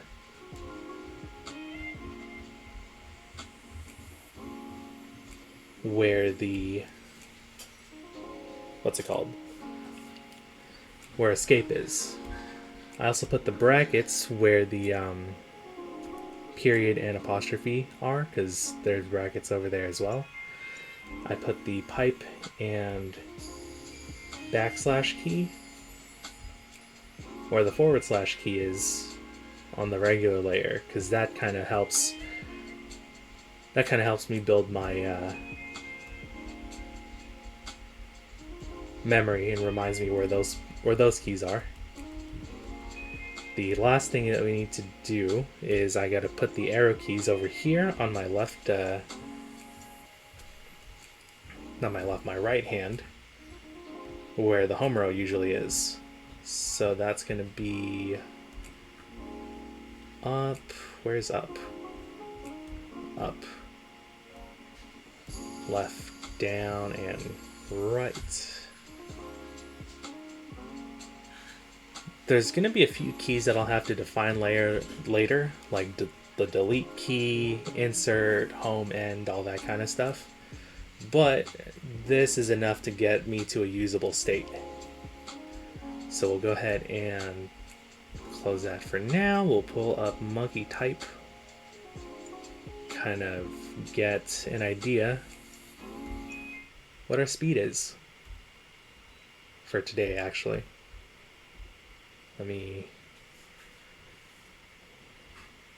I don't have a mouse to compare a similar sound to.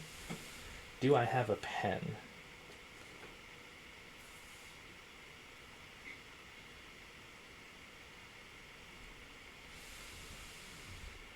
The answer is no. Let me get a pen.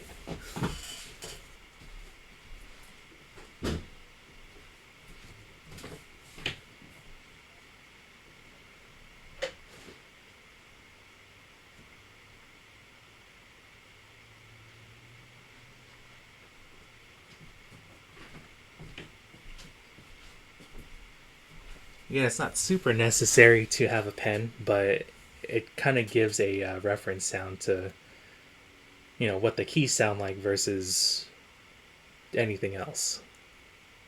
Anyway, here we go.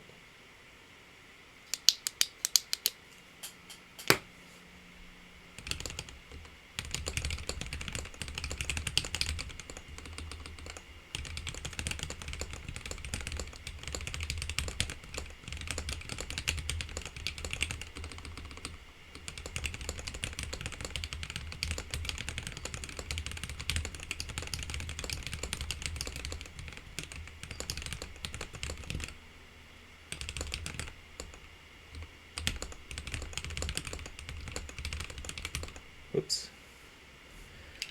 90, not a bad first attempt. I did feel like the spacebar was kind of laggy. We'll try that again. It might just be that I'm out of practice with the specific layout of keys, but let's try that again real quick.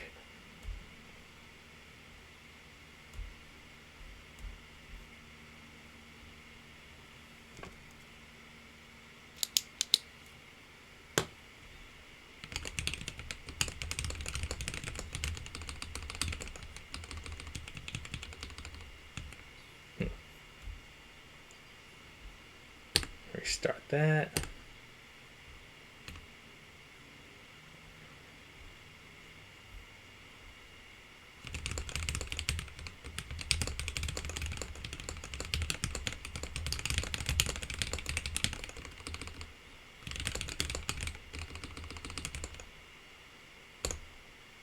Oh, hello. I triggered the Windows key.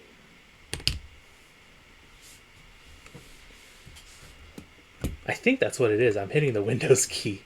Whoops.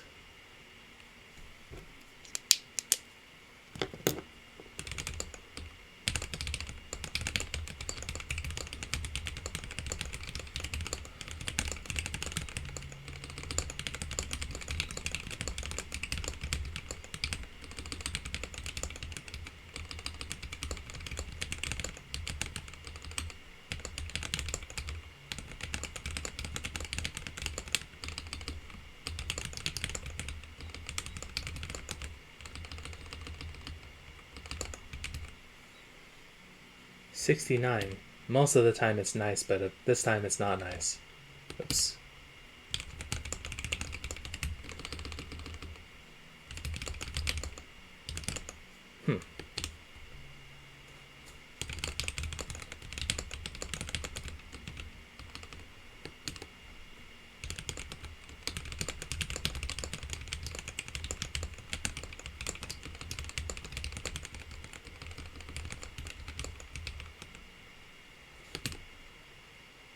There's something going on. I think there's a couple of keys that may not be registering accurately.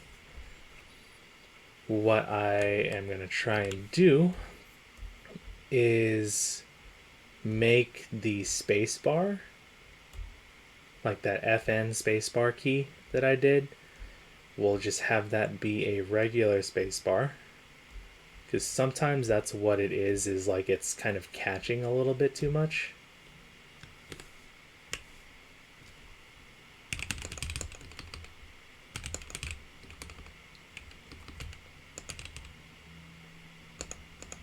Oh, whoops, that's backspace.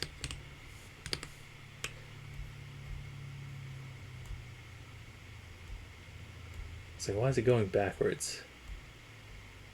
Space, there we go.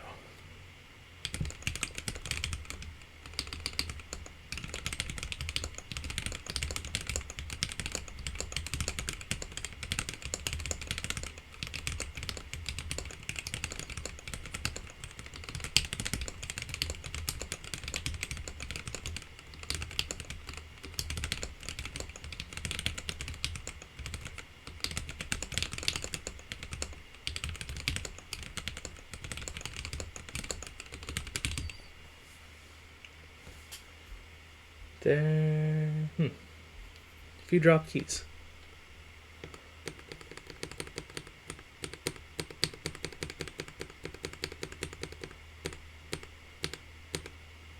A little bit of extra troubleshooting here.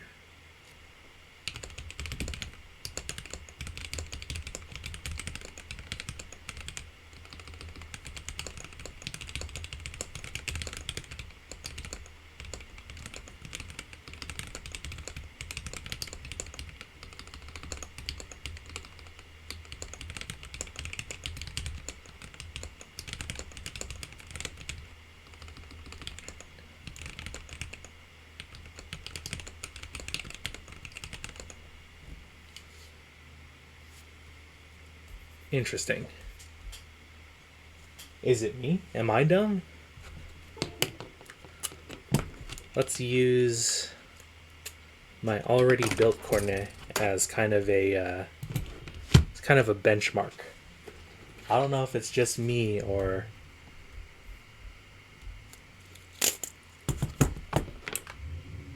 if something's up with the PCBs a bit.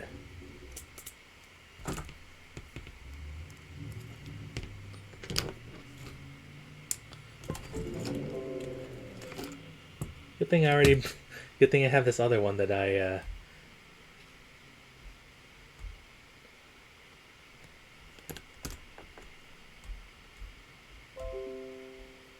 already brought over.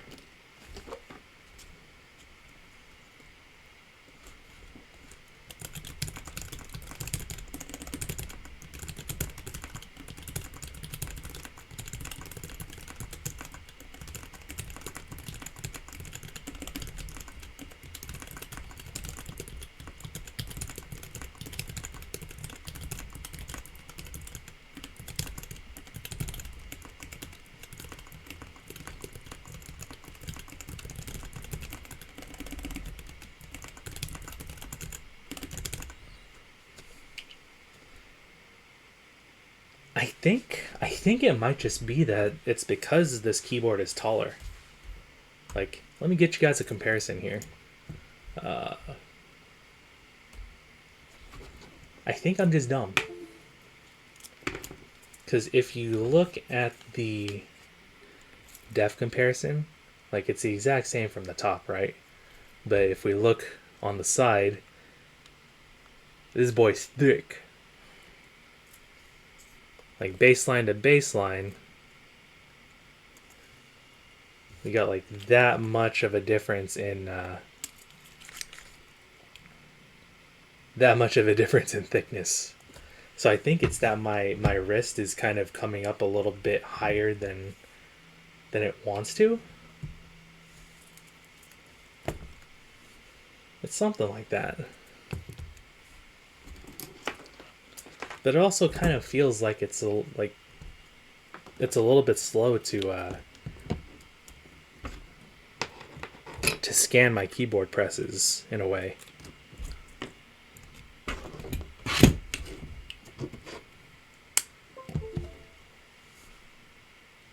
It looks really sick though. I guess I just have to try and get a little bit used to the change in height. Let's try this maybe one more time.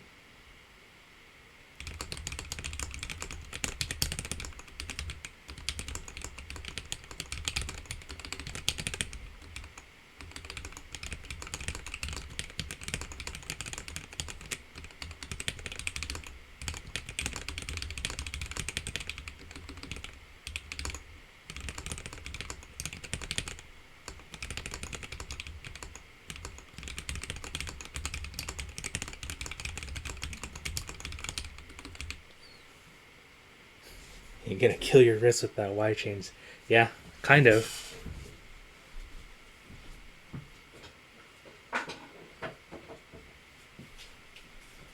Good thing I have the solution for that. So, tell your friends this is a life hack. So, what you want to do is you want to go down to Daiso, right? And you want to get a sushi plate. $1.50. Like it's made of bamboo, but it's pretty much the exact size of a 60% keyboard, and it's $1.50. You know, like wooden wrist rests usually cost at least like 25, 30. Like if it's like really fancy ones, you're talking like $60 for a wrist rest. How can you beat $1.50?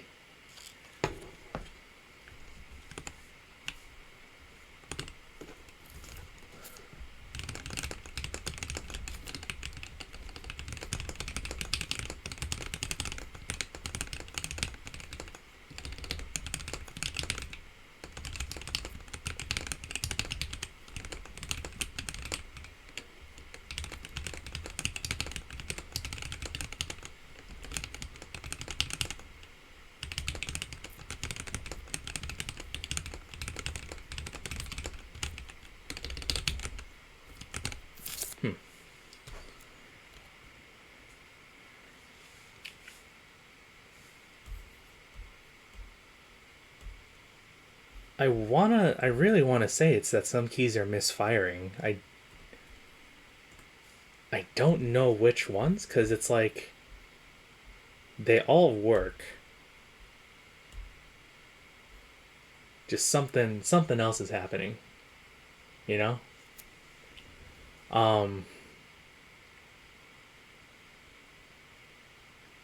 Yeah. Anyway. Let's put some BGM back on. Gotta pull up Via again.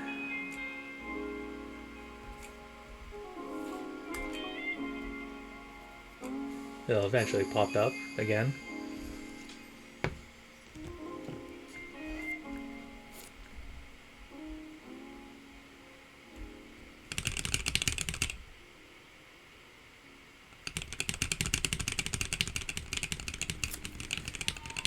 Yeah, if you kind of look at the flashing keys right now, it's having a little bit trouble kind of keeping up with reading these inputs. Like it's a little slow. I think what I have to do is I'll have to recompile the firmware and kind of take out some of the features.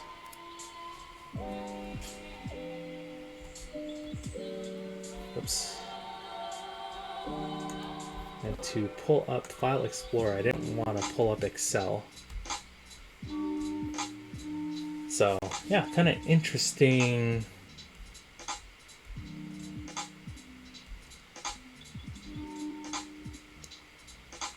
Interesting things going on here. Corne.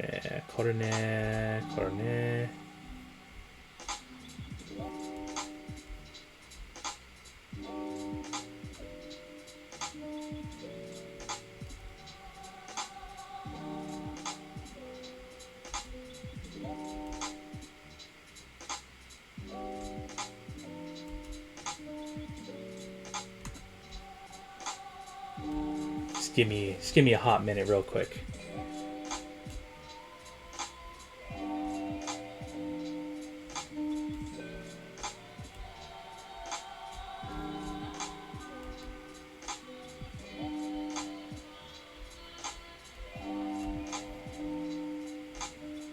We'll change the window being captured. Yeah, my keyboard needs to download more RAM. Notepad++. Honestly, I don't even know if this will show up nice and big.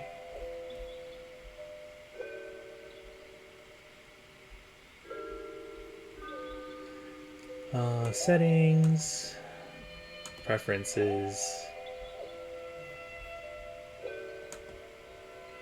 Let's see if I can make the text look a little bit bigger.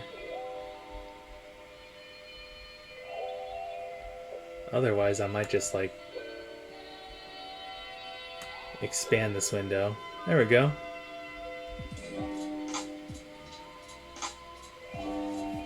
So the RGB light is enabled, yes, I need that. VIA is enabled, yes, I need that. OLED driver enabled, yes, I need that. LTO enable, I think I need that. Split keyboard, okay.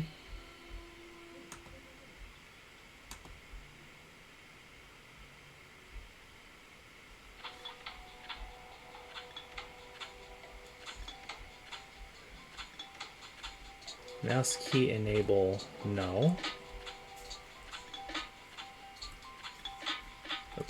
Oops. Mouse key enable, no. NKRO enable, no. Yeah, everything looks like it's off.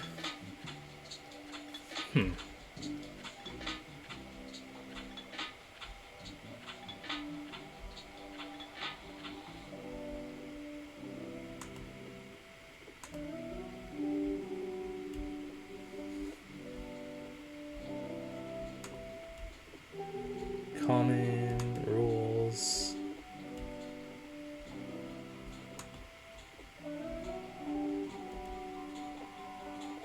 Maybe if I take out LTO enable. Let's try that.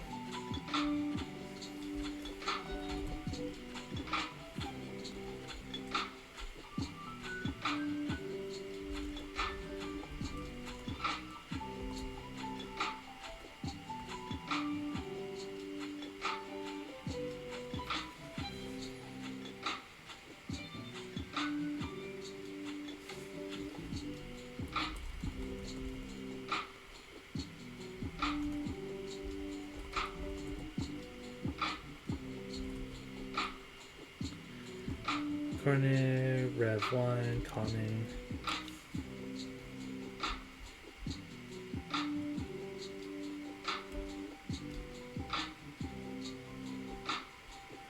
Sorry, now we're kind of at the boring part of the stream. If you want to leave now, feel free to. This is all troubleshooting. But I do thank you for coming and watching. QMK Toolbox. No, that's not it.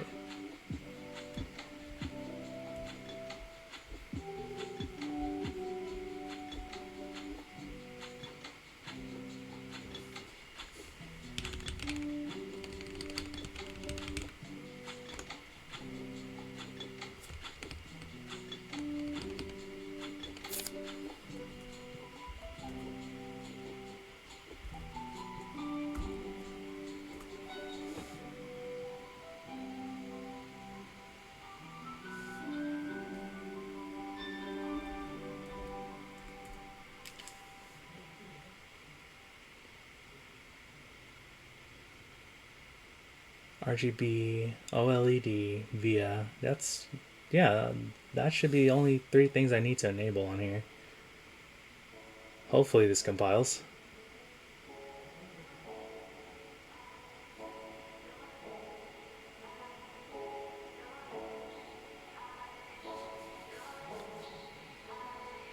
Yeah, because after that we're golden.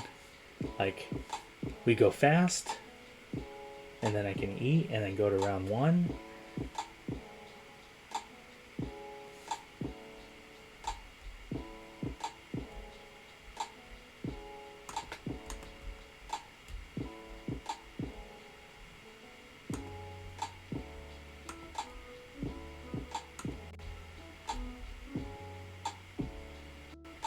Pop this up on the screen too.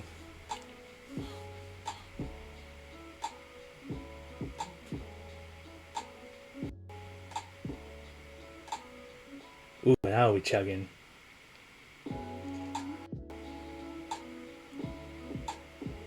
Who'd have thought that compiling would actually use up CPU time?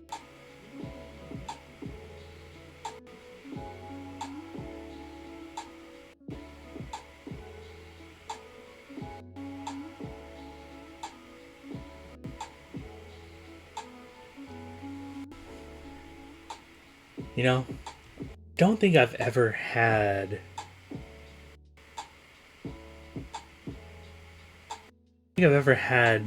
one keyboard stream go super smoothly. There's always been an issue with like the switches or the firmware or, you know, stuff like that.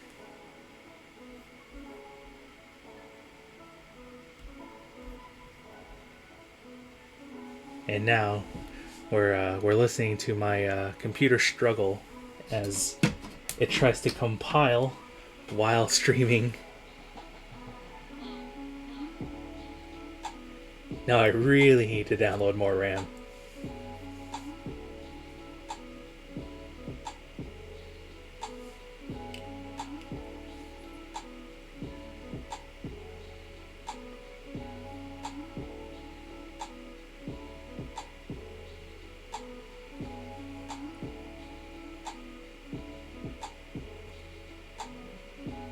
Actually, it's kind of not moving. I might have to just end the stream here to compile and get this to work correctly. So yeah, I think I might just do that. Oh, wait. Oh, wait. Oh, it's moving. It's moving. Oh, let's go. Let's go.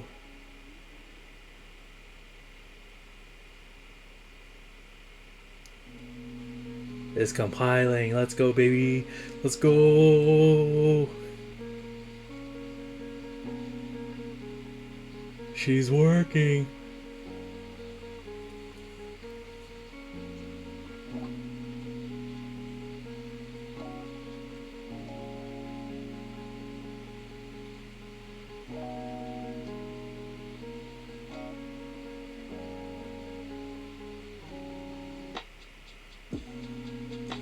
Now we just have to go a little bit faster.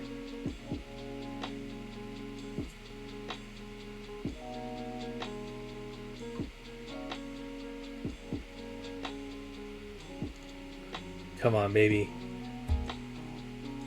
That's a lot of shit to compile.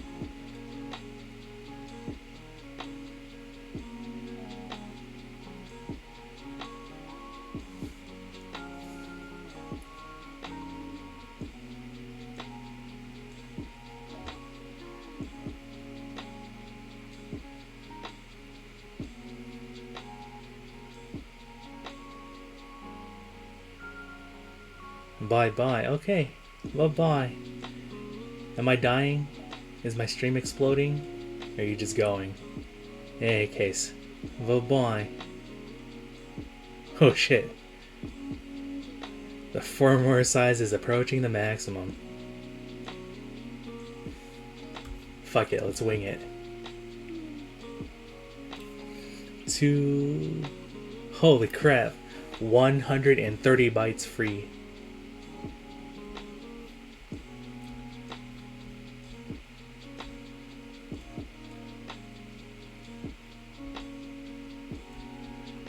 Now I just have to find where I compiled that right here.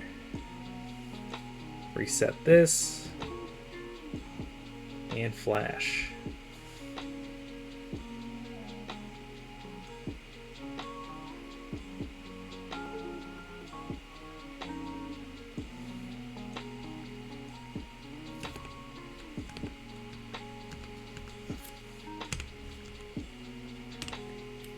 I think we did it. I think we fixed it.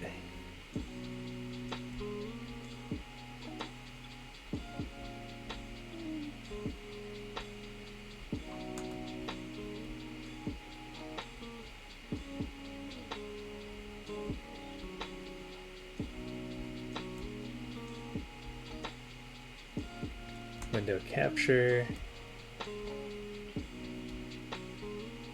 Oh, I thought you... Oh, well, almost. I really just want to try and fix this. And if I can do it on stream, then all the better. I thought I had to go because, like, my computer was, like, eating crap. I'm streaming off of a laptop. Like, it has a Ryzen 4500U, but it's still a laptop. But if it works, then it works.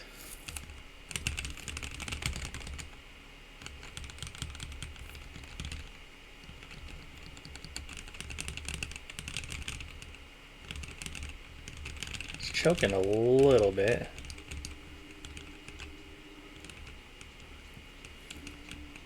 But what did get fixed is check out this. Check out the oops, the little OLED right here. It says what keys I'm pressing right now, which is cool as shit.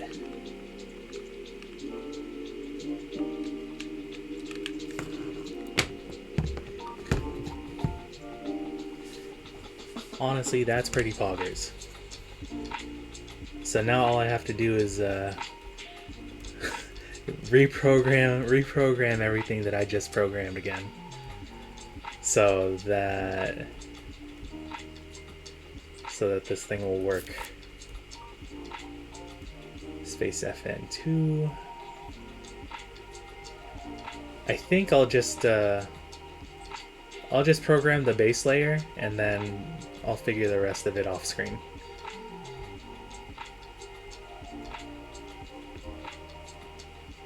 Left control, left alt.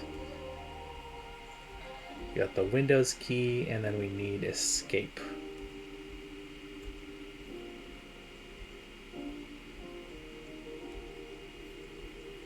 Alright, so let's try that for now.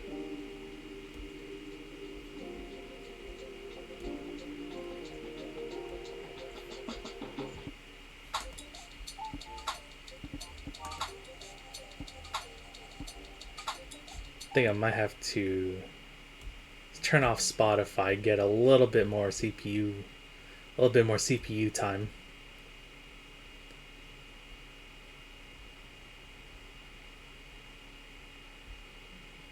Let's see, window capture. Let's get Let's get monkey type back up on the screen. Hide this. And let's see if this actually works. Oops.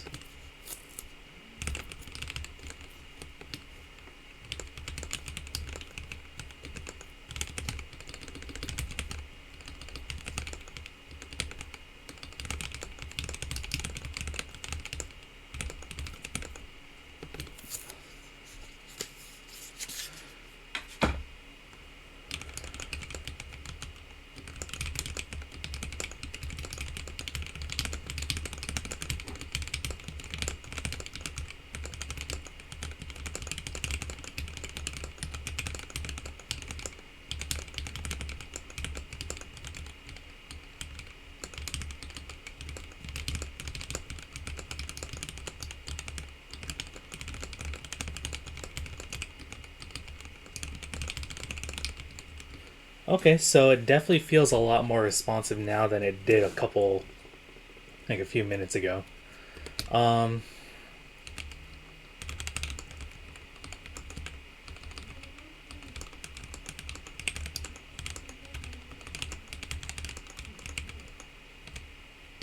there's an L typed in there. I think it might just be the keys being a little lighter than I'm usually used to.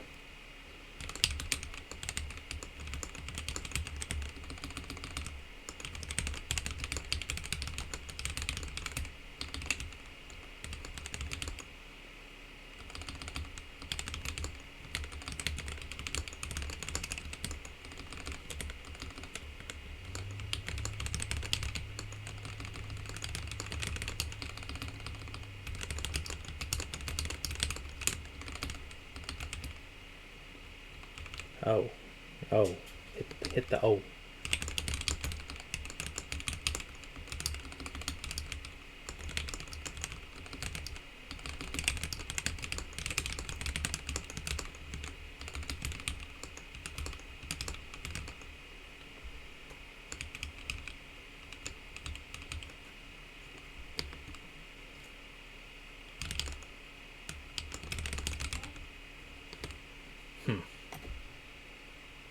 Still a little bit off. I think I'll have to dive into this a little bit more off screen. So I will go ahead and do that. Thank you very much for watching and sticking